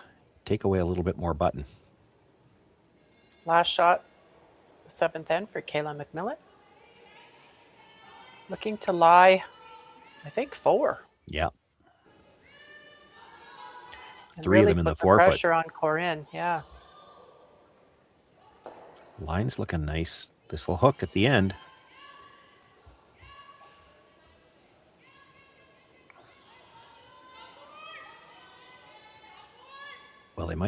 might have done a little bit more to take away a little bit of that draw. She's still got the hit and roll. So what kind of weight do you play on this? Do you play like a full hit, or do you play a, let's be careful?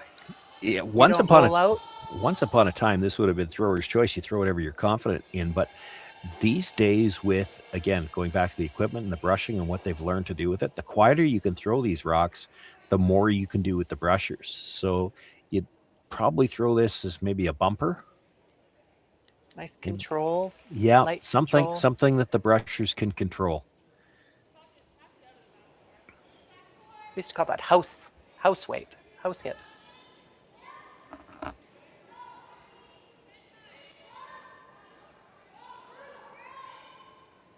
I'm just keeping it now. That must be pretty close. Corryn makes a great shot. 4-1. And we have a tie game after 7 ends. 4-4. Kayla MacMillan will have the hammer going into the 8th end.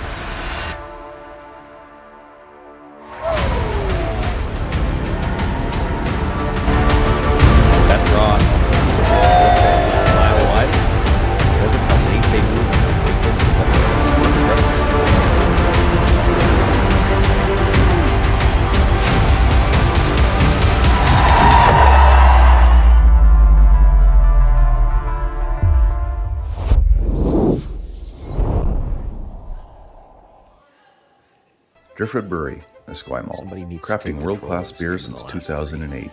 Yeah, there's been a couple This is where of... beer is made with care, intention, not and respect sharp. for the process. Yeah, well, I haven't seen the one where I say it. This is the and the team that's standards gonna we win hold it. ourselves to. Yeah. Two of the undefeated. This is and where if it's you look at enjoyed. Scoreboard, Our recent tasting has room, trouble with offering a Phil's rotating Bell. lineup of West Like Coast the tie, favorites and she's seasonal got the releases, hammer, but- right here in Esquimalt. Like at this point Paired in with time, Thai-inspired you'd like to see food from somebody Dumpling taking Drop, we're control. open 7 days a And- week. Driftwood Brewery, and this is great more of a beer, game confidently of made. he misses than Cheers.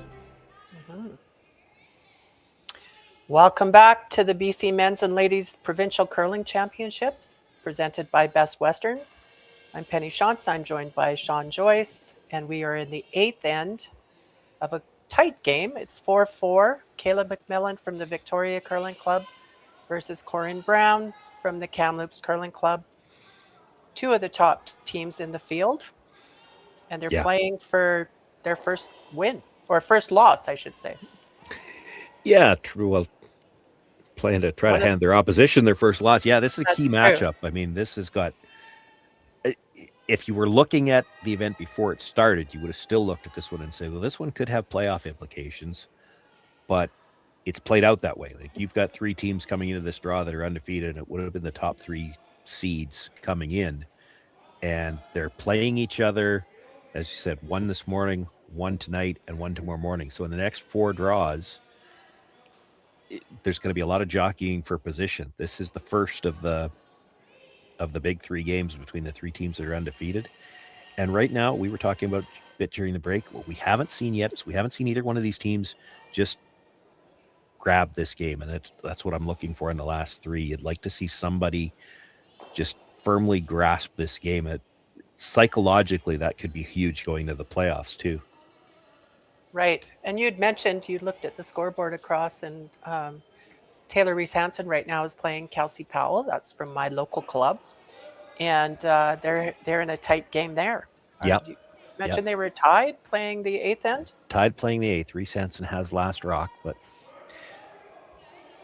you expect that. There was one blowout this draw. Mara Harris 13-1 win over Kayla Wilson, but all of the other games tied into the 8th end. And you can check out all the scores online at Curl BC. They have all the live scores if you want to check yourself. And I believe there's some other games out here too that you can watch on YouTube, Curl BC, if you look on it. You expect these games to get tight as you get farther on in the competition, because these are all good teams. And so you just expect the play to get tighter as you go along, and all the teams know the ice. They've got a good read on it now. That one blowout score, it was just a case of a big end early, and then, as the opposition, I give them credit. You're playing with rocks in play, trying to get back in the game, and sometimes it doesn't work. That's right. Yeah, sometimes the scoreboard isn't indicative of really what was going on out there, right? It was just one bad end. That one bad end, and then you got to ignore a lot of rocks and try to get back into the game. And like I said, I give credit because I've seen the other side of that, where you give up that big end and then, let's just try to stay close. Well, losing a close game still counts the same as losing a lopsided game. Like, try to get yourself back in it. Right. Sean, do you have an update on the score between on the A qualifier on the men's side? De Jong and Montgomery? At the break, it was Montgomery up 4-3. De Jong had last rock. He managed to get his deuce in 6, and they blanked 7. So De Jong with a 5-4 lead. Montgomery with last rock in the 8th there. So that's a close game too. The men's and ladies do play different formats. The ladies play an 8-team round robin with 3 teams going into the playoffs. The men play a triple knockout with 4 qualifiers, 1 out of A, 1 out of B, and 2 out of C. And 4 of them play off for the finals. The finals are on Czech TV, January 3rd and 4th.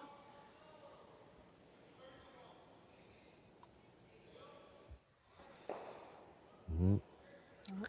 It's another out there. Slight missed opportunity early in the end, but MacMillan had a chance to sit 3 and so spread out that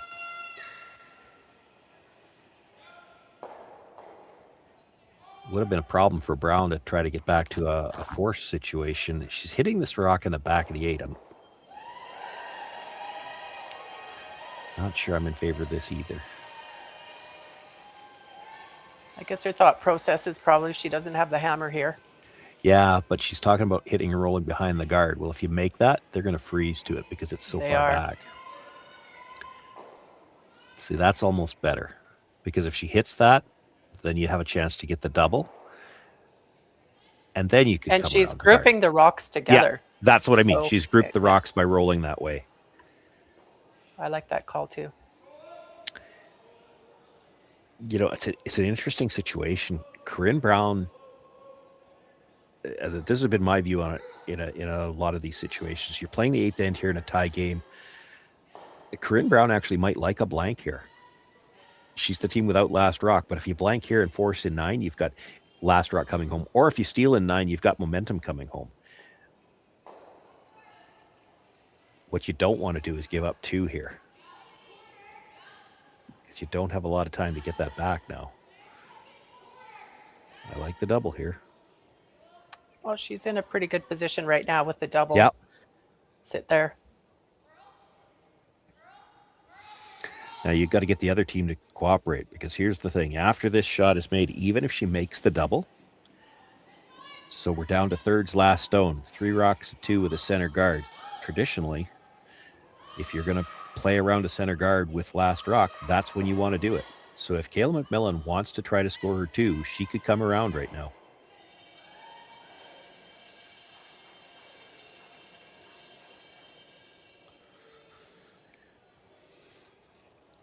Looks like she's content to play for the blank here.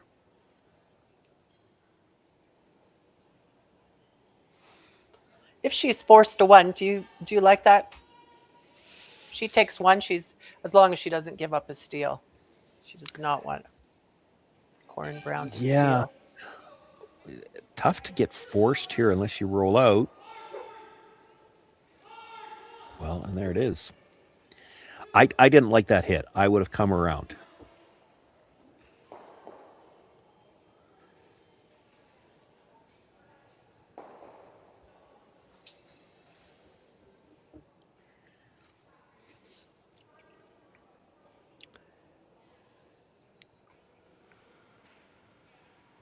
Corryn Brown's first rock in the 8th end of a 10-end game. They play 10 ends.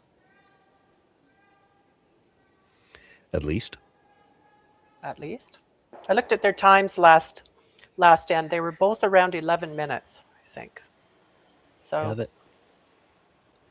they've been playing at a pretty good pace. Time shouldn't be an issue. Mind you, it's, again, as we stay tight here, it's hard to say how many rocks we're going to see in play in 9 and 10. Corryn's trying to come around the center guard. Put some pressure on Kayla MacMillan.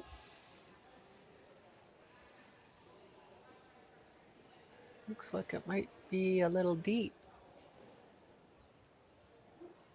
Yeah, they were caught there. Do you sweep for curl or do you try to let it stop in front of the tee line?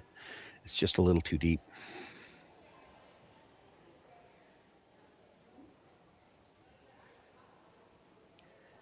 Kayla's going to chase it and just try and sit right on top of it. Shot rock.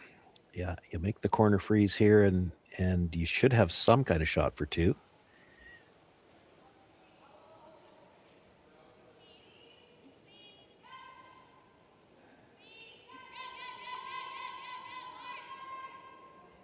But you're not playing with a lot of real estate here. You can't be short. You won't be shot rock. And you can't bounce off. You bounce off, you might leave Corryn Brown a chance to say, maybe make a nose hit, sit two, and you wouldn't be able to nose hit it back and be shot rock.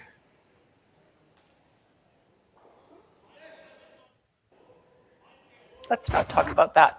Let's talk about the good shot. But what I mean is, like, these aren't just area plays. Like, you're playing this to a spot. It's got to be right on the corner. It's got to be perfect, yeah. Yeah, these aren't, just throw it in there and get shot somewhere. No, you need to put this in a really good spot. And it's not all on the thrower. Like, this is a lot of pressure on the brushers too. They're trying to sweep this to a spot, not an area. Looks like she needs that spin that she's been getting at the end. Yeah. Not quite going to get it done. She's left room for Corryn to get to the nose of that. So would Corryn want to just tap that back just a bit so she's sitting two? Or would You that could. set up a double, like, or shrink You her could. house? Well, it is going to leave a double. I mean, there's going to be a double on the Blues, but I'm not sure you're ever leaving a double on the Blues where you could stay. Like, if she gets to the nose or just slightly the broom side of the nose tapping that back, the double is going to be a thin slash double, and I think you lose the shooter. Okay, so last rock in the 8th end for Corryn Brown. She does not have the hammer. Looks like she's playing the weight to try to remove it, which is fine, but then it probably changes where you want to hit this. It's got to curl a little bit. Yeah, just ever so slightly across the face and tuck a corner. Yeah, I didn't do that. That's okay. It gives her the shot for the blank, though. Like, if she tucks a corner, she doesn't have a shot for the blank. This still has to be made. It's not a gimme. Could you ever get unlucky, Penny? That red that's out of the rings. If you went into the side of that, would you still be in the rings? It might be, right? It's close. It might even squirt back in. Yeah, for sure. To make this, she's looking at hitting about half a rock, which is going to put her in the neighborhood of that red one.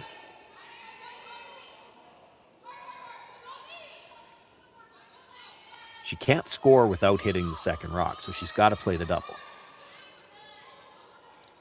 Nose hit, she wouldn't be far enough into the 4 foot to score, so she has to play the double.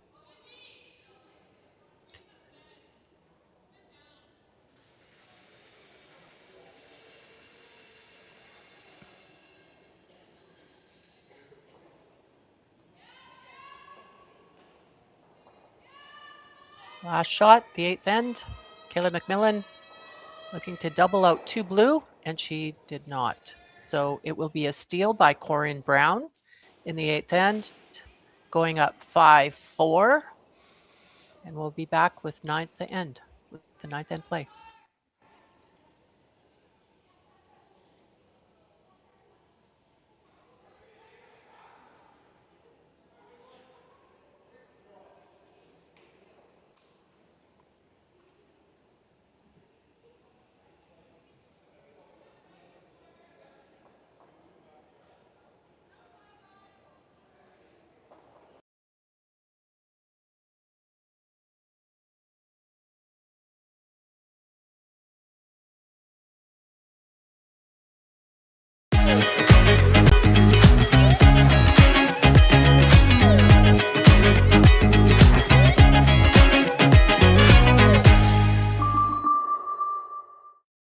When I was younger, I thought purpose had to be big, like changing the world. But then there's the little things, like fueling someone's car before an early shift, or helping someone find the perfect bottle to toast a special occasion, making sure the shelves are full so a family can cook dinner, so those kids can have their favorite treats, like giving back, like making everyone's day just a bit better. Maybe that's exactly our purpose. Developed over a decade in collaboration with the finest ice makers this side of the Atlantic, the Pebblehead PB5 is nothing short of a triumph of sophistication and craftsmanship. Weighing less than half its lumbering copper predecessors, yet boasting tenfold their durability, the PB5 delivers perfect, consistent ice, time after time. The PB5 by pebbleheads.com, the apex of ice-making ingenuity for the roaring game of curling. Welcome back to the BC Men's and Women's Provincial Curling Championships presented by Best Western. We have a great game going here on New Year's Day, I guess it is. Team MacMillan from the Victoria Curling Club is playing Team Brown from the Kamloops Curling Club, two of the top teams in Canada. And it's 5-4 for Brown, stealing the last end. So how are they going to play this strategy now? There's always this strategy call. I'm one up without, I'm one up with. Yeah, and of course they talk about that going into the 10th, but it's just as interesting, I find, going into the 9th, because you got a situation here where if you're Brown, you've got a 1-point lead here. You would like to see a single point go on the board this end either way. You don't care. If you steal one, you're up 2. If you force one, you're tied up with coming home. That's a great position to be in either way. For MacMillan, the last thing you want is a single point. You either have to get 2 here or you need the blank. The blank's not a bad situation. As much as the stats still say you're better off to be 1 up coming home. With ice like what we've got here, and I think the ice matters, and it doesn't get factored into those stats enough. This is ice where you can generate 2. As much as we've only got 2 deuces on the board, there have been plenty of opportunities to generate deuces. The issue has been more to do with critically timed missed shots. Even last end, she had the deuce set up early and a rollout, 2 rollouts, and then now it's back to a force. You don't mind going... I don't think you don't mind going 1 down with coming home, but she can't see a single point, and you have to make a decision. Are we playing for 2 here, or are we playing for the blank? Because if you don't make a firm decision, that's usually when you get caught in the middle and somebody scores 1, and that's advantage Brown. It's a drastically different end playing for 2 versus playing for the blank. She can't really make a decision until after this stone. You got to see where the angles are after the 5th stone.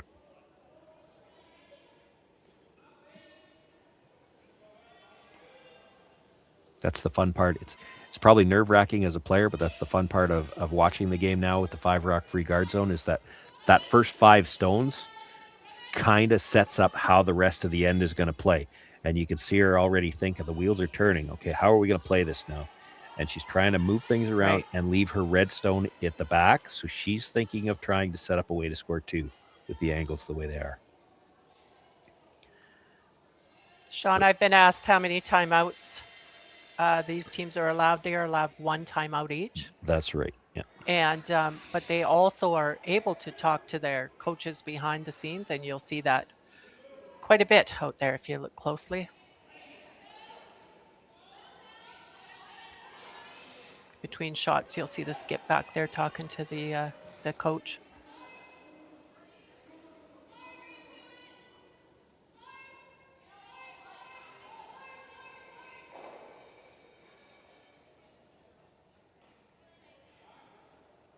We do have some rocks in play, so somebody is going to be scoring this end.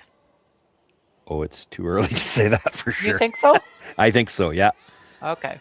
But, it's if we're going to get to a blank, it's going to have to be MacMillan that goes that direction, I think. Again, Corryn Brown is going to try to force a single here. She's not going to be the first one to throw hits. You got to be careful with this one. She's trying to come to the pocket. The angle at the front's not bad for her right now because when they played the tap, the blue spills in such a way that you can't kill both of them right now. You don't want to get to the inside of that red and change that angle.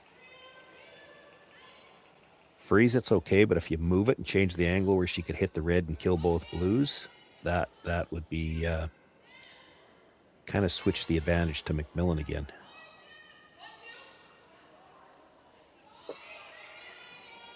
Got to get to the inside. That's pretty good. Pretty good shot. But here's where the hits start. Can you get you can get to the nose of that. The 2 blues will go. And probably 4 reds sticking around in the rings. You'd like to roll a little bit. You don't want to leave the reds overlapped.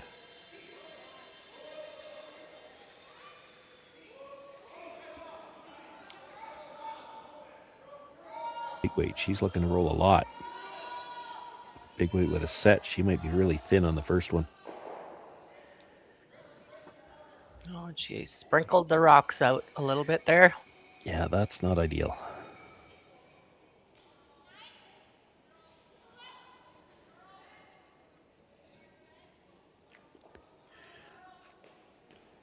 Okay, Corryn's going to take advantage of that missed opportunity there.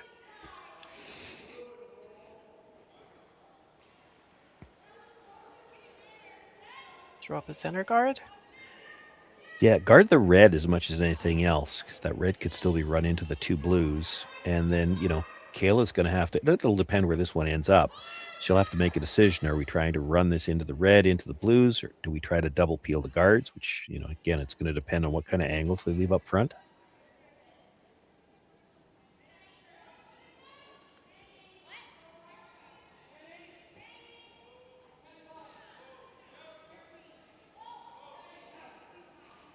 See, they kind of want to sweep for curl, but this is getting tight to the rings.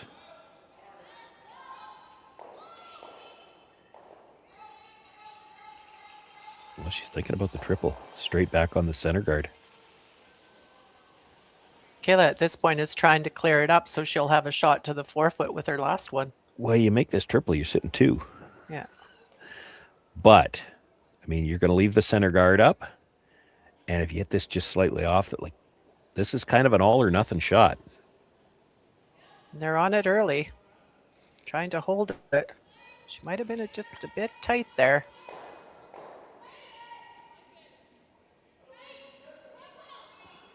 Well, not the end of the world. You still have to guard that one in the 8-foot, and at the worst, you're still going to have the angle in on the blue. There should be some double peels available, but we are getting late in the end. So Corryn wants her guard a little bit higher this time? Yeah. Yeah. So you have to anticipate Kayla's going to try to run something in. So separation, whether she's running it in to play a double peel or into the ones in the house. So you want as much separation, a little more separation as there is, the harder that shot becomes. Got to get to the line. Should.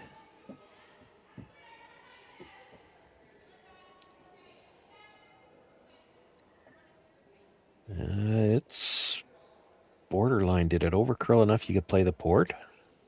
Can't get the It's double, pretty but tight. It probably looks really big from the hack at the other end. you're That not hole. getting the double anyway. You're only getting the one in the 8 foot. You could hit the wider guard, come off the back end of the one that was just thrown, and try to get into the rings somehow.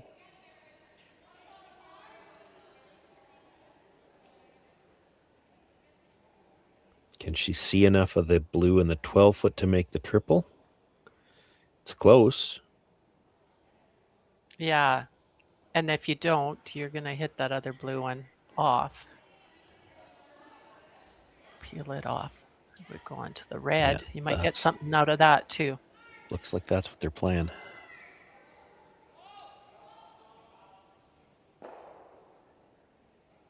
Not sure what she's eyeing up now. Well, I thought they were playing the blue in. Are they playing the double peel over the top, maybe? I think they're playing one that that front was, one, it looks like. yeah, over the top of the one in the 12 foot and then try to slash it back. So now your shooter could come across and kill the other blue guard, but you're probably staying there, I would think. I don't think she's trying to run this through the port this time. Well, if anybody can make that, Brittany could. Well, she's trying to run it through the port now. Oh. Yeah. That's not a bad shot. She Yeah. cleared it up. She's Got got rid shot of at two. shot at the back 8 foot now, and it's covered. Right. Can we see the replay on that one? There we go. Doesn't hurt me to not have a telestrator on this one because I could never have drawn all these. Yeah. She's got a tick on the red, a tick on the blue, a tick on the last blue, and then with the action on these stones and the spin on a couple of them, she moved 5 stones on that one. That is a great shot by Brittany Tran. Yeah, got rid of all the overlaps. They're not entirely out of trouble. Corryn has an opportunity here to come around and put one behind that guard.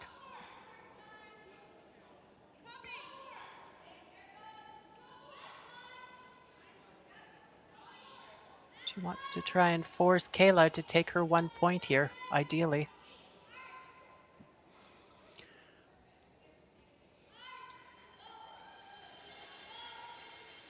She a little light there? Yeah, or a lot.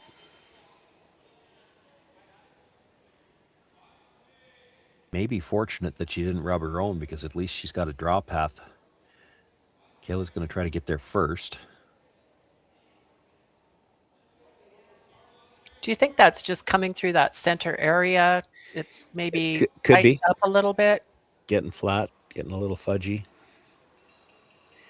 Pick the figure of speech you like, but the pebble starts to wear down a little bit. And of course, so much of the play goes to the middle. Yeah, that's a possibility. Kayla's And trying that's to one of decide those- which side to come. She's going to have fresh ice if she comes out with the out turn or comes in with the out turn. Sorry, Penny, I was just carrying on that thought. That was one of those things. We talked about it a bit off the air. In the 4 games that Corryn has had, she's had a couple of blowouts. So they maybe haven't seen the 9th end as many times as they'd Okay. like to, and maybe just didn't know what the speed might be doing down the middle. That's a good point.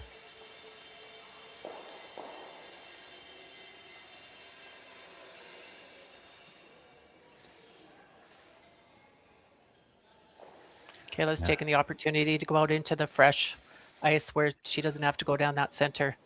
Should be pretty nice out here. Well, she'll hope so. This is out onto that wide side on the board side, and we've seen it be rocks stay heavy. straight. Yeah, and they can run quite heavy out here too. And she's out probably wider than anything we've seen yet. She has to be. I mean, that's the only way she's getting by. But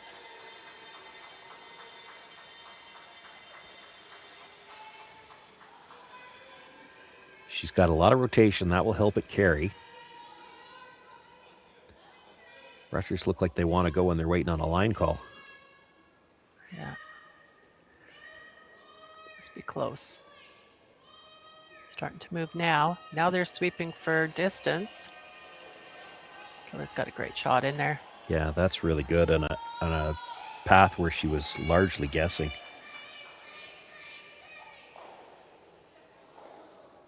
That's a great spot. All Corryn can try to do is freeze the corner of it.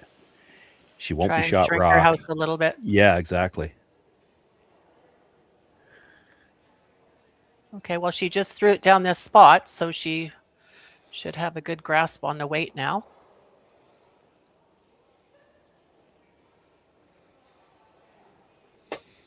I don't think Kayla could have placed that rock any better. No, you couldn't. That's perfect. Like all she can do is freeze to it. If she makes the freeze perfect, you don't have a ton of room, but you still got room to go just a little bit wider and grab the edge of the forefoot and get your second point. This is not a gimme. That's not a big hole the way these rocks curl. She rubs either one of those blue ones going by, and this could be 3. Last rock for Corryn Brown in the 9th end.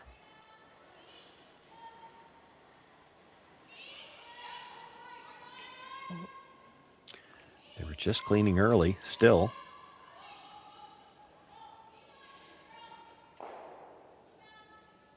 Now she's carving it for a little bit of curl. Oh, is she going to bounce too far? Pretty good, I think. Pretty good shot. Kayla does have an easier shot to get her to, than she would have if that rock was still sitting there. Yeah, she can actually come to. It's the same shot she just threw. She can come to the face of her own and have 2. Whereas, if she doesn't move it, she has to actually come by her own stone, which would have meant she'd had to go a little bit wider. It's the exact same shot, basically.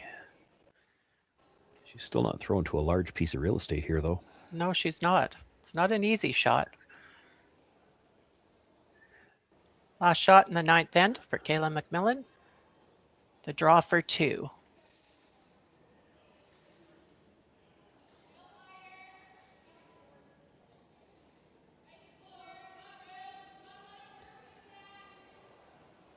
Sweepers are keeping it clean. Yeah, we got a brush down quicker this time, but now they feel like it needs to curl. I don't think this is going to come up enough for her. So she takes 1. So we have a tie game going into the 10th end of our game. We'll see you in a minute.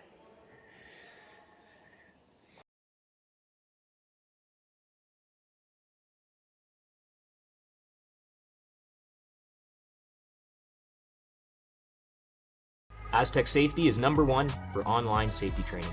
Aztec Safety is the proud sponsor of the Aztec Safety Challenge, the #1 event on the World Curling Tour.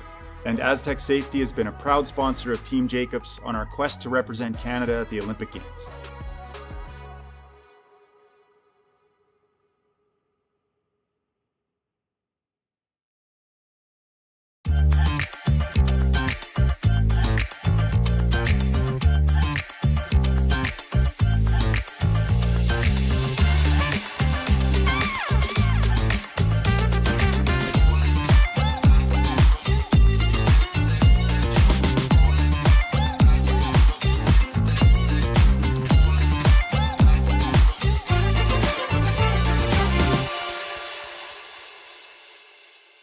Can't rub the guard. Two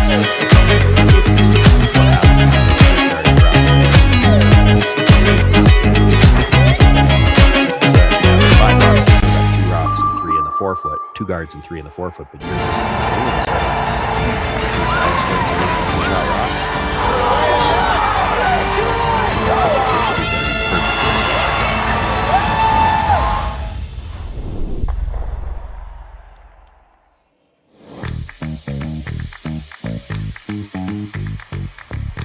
Got 1 guard.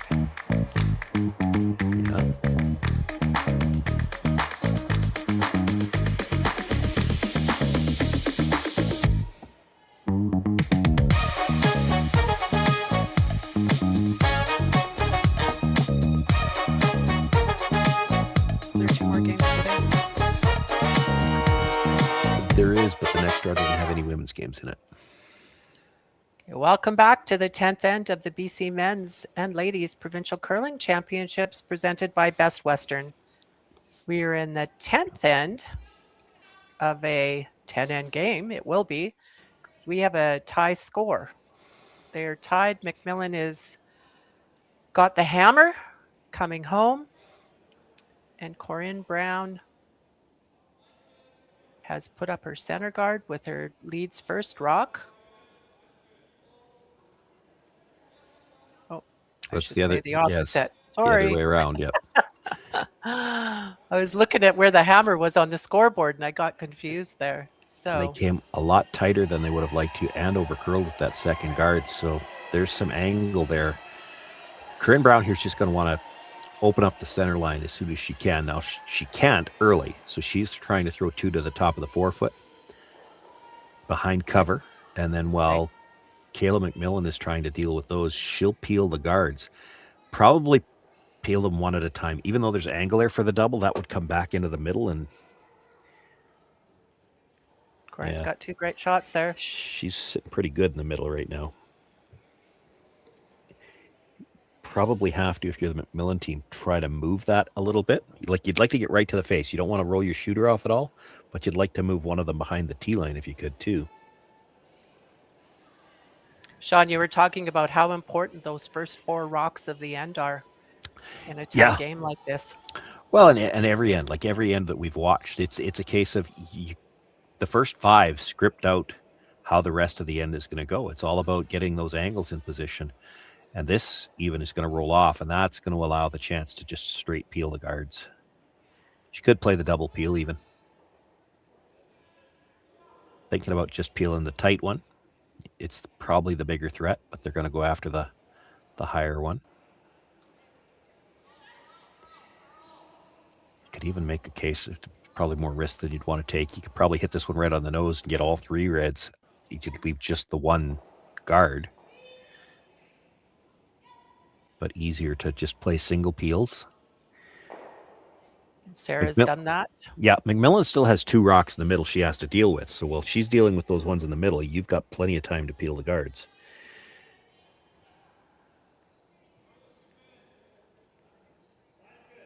This to me looks like she's making a play into the house here. I'd be throwing another guard.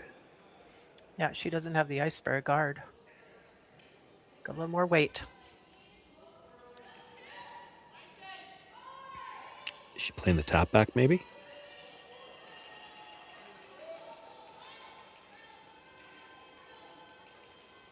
She's on the front guard. Yeah, I don't know what they were playing, but now she's got nothing on the center line front. That's...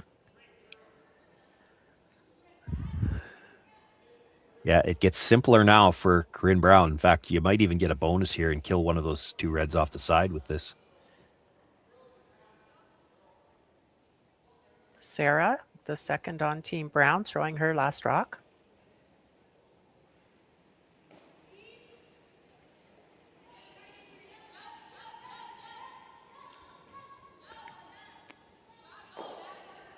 And she gets the 1.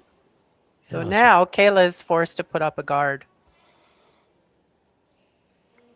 which we kind of thought maybe she should have done. I thought she should have done it last time. You know that Brown's going to peel it, but you keep her busy peeling guards for a little bit before you try to make the play in the house. And now you maybe want to think about where you're playing this guard. Now, she's just playing it out of habit on the center line, but that makes the peel pretty easy. You might want to think about throwing the guard a rock's width at least off the center line on this side, so about lined for about right there and tight to the rings, because then there's all kinds of shrapnel behind it that you could jam it into when you try to play the peel. Right now, there's nothing on, as we look at Corryn, there's nothing on the right-hand side of the sheet, so if you hit it anywhere on the broom side, there's no jam possible.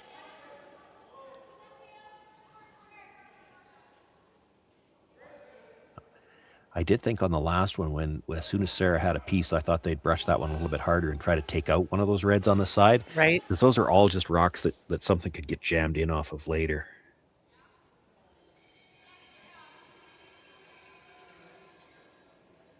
So they're going to try to peel it that way and take one of those reds this time.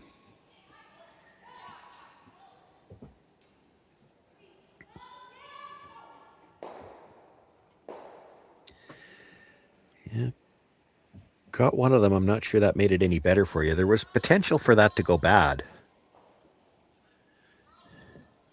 It was trying to go bad. Yeah, It was they, coming back in. they did nudge that one ever so slightly more into the forefoot, but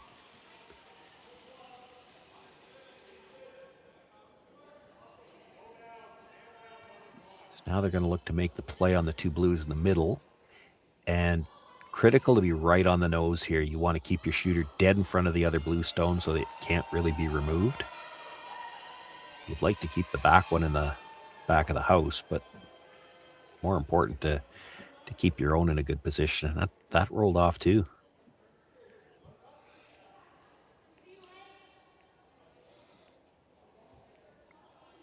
Both teams haven't used their timeouts yet. Corryn's got lots of time. Oh, Yeah. there we go. There's a timeout. Let's talk about it. I think you're just hitting that one on the center line side. Try to move all three reds. Yes, it might jam on something at the back, or your shooter might take out your own at the top of the forefoot. But if everything ends up behind the tee line, you know you've got an open shot for your last one. That's right. She's worried about one red coming off onto that blue at the back 12. I don't think you can really worry about that. No, because it will be, like you said, behind the tee line. Yeah. So there's no guards left. If you get rid of everything in front of the tee line, you're going to have a relatively open shot for your last one. So their coach is Jim Cotter from the Vernon Curling Club. Jim's well known to BC and across Canada as being one of the best curlers. He's almost pulling triple duty here. I know he's curling in this as well. And his daughter's playing. And his daughter's playing. That's right. So he's player, he's coach, and he's dad, all at the same time, and none of them on the same sheet. So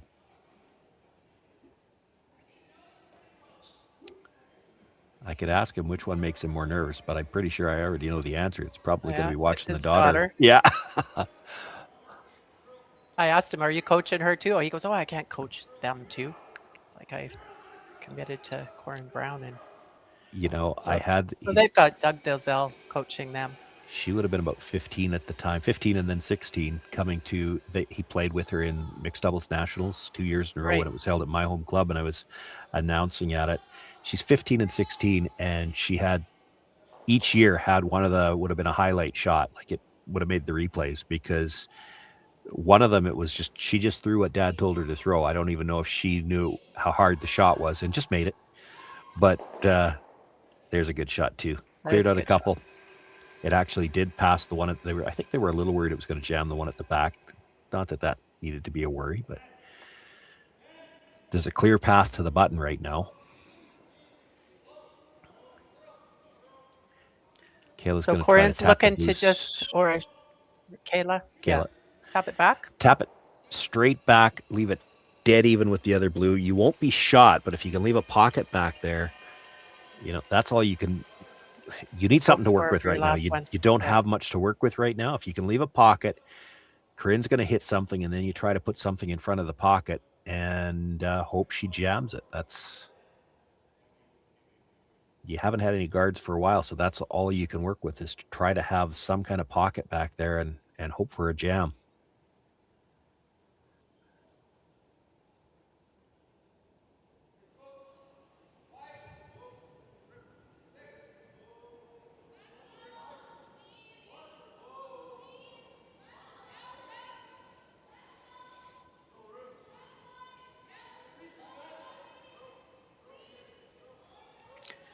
This looks like it's going to be a little bit. Yeah, it's going to be a little strong to leave a pocket. Okay, not exactly what she wanted. Too far back there. Yeah. Corryn's thinking about in the back, so yeah, Corryn's thinking about playing the double. Now here's the risk with the double. You make the double. And now is where I wish I had the telestrator, because you draw where the blue rock will be after you make the double. It's going to leave her the out-turn freeze to the back one, and you're going to have to draw to beat her, assuming she locks the freeze on.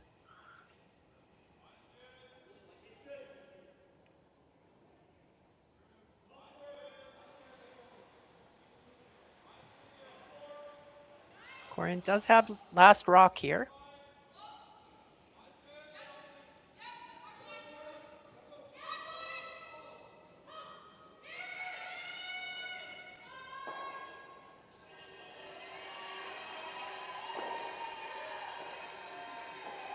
Oh, she did exactly what you said. Yeah, she got that little spin at the end, though. That's going to help because now this freeze, if she doesn't get that last little bit of a spin, it would have been maybe in the way. If you're only frozen on half the stone here, Corryn will be able to hit it. Right.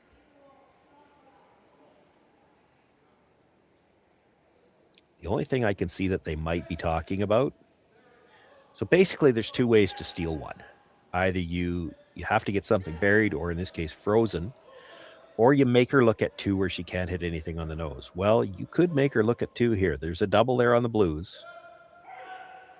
Both rocks would be in the 8. She can't hit either one of them on the nose and be shot rock, so at least you force her to draw. It's really hard to make this freeze good enough because that last little spin she got at the end, if you're not dead on the nose on the freeze, she can probably blast it out. Okay, These what rocks if you are very just came lively. around that blue rock at the top for just halfway? Show her half a rock right there. Try to tempt What her to about pick that? it. Yeah, that's an option. She's actually looking to hit the back one and roll partly behind. I mean, it's there. This looks really tough.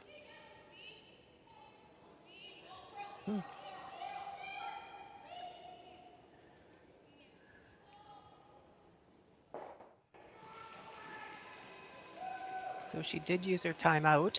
Yeah. Discussion with her coach. And I think she's doesn't have a whole lot of time here, but she's probably okay.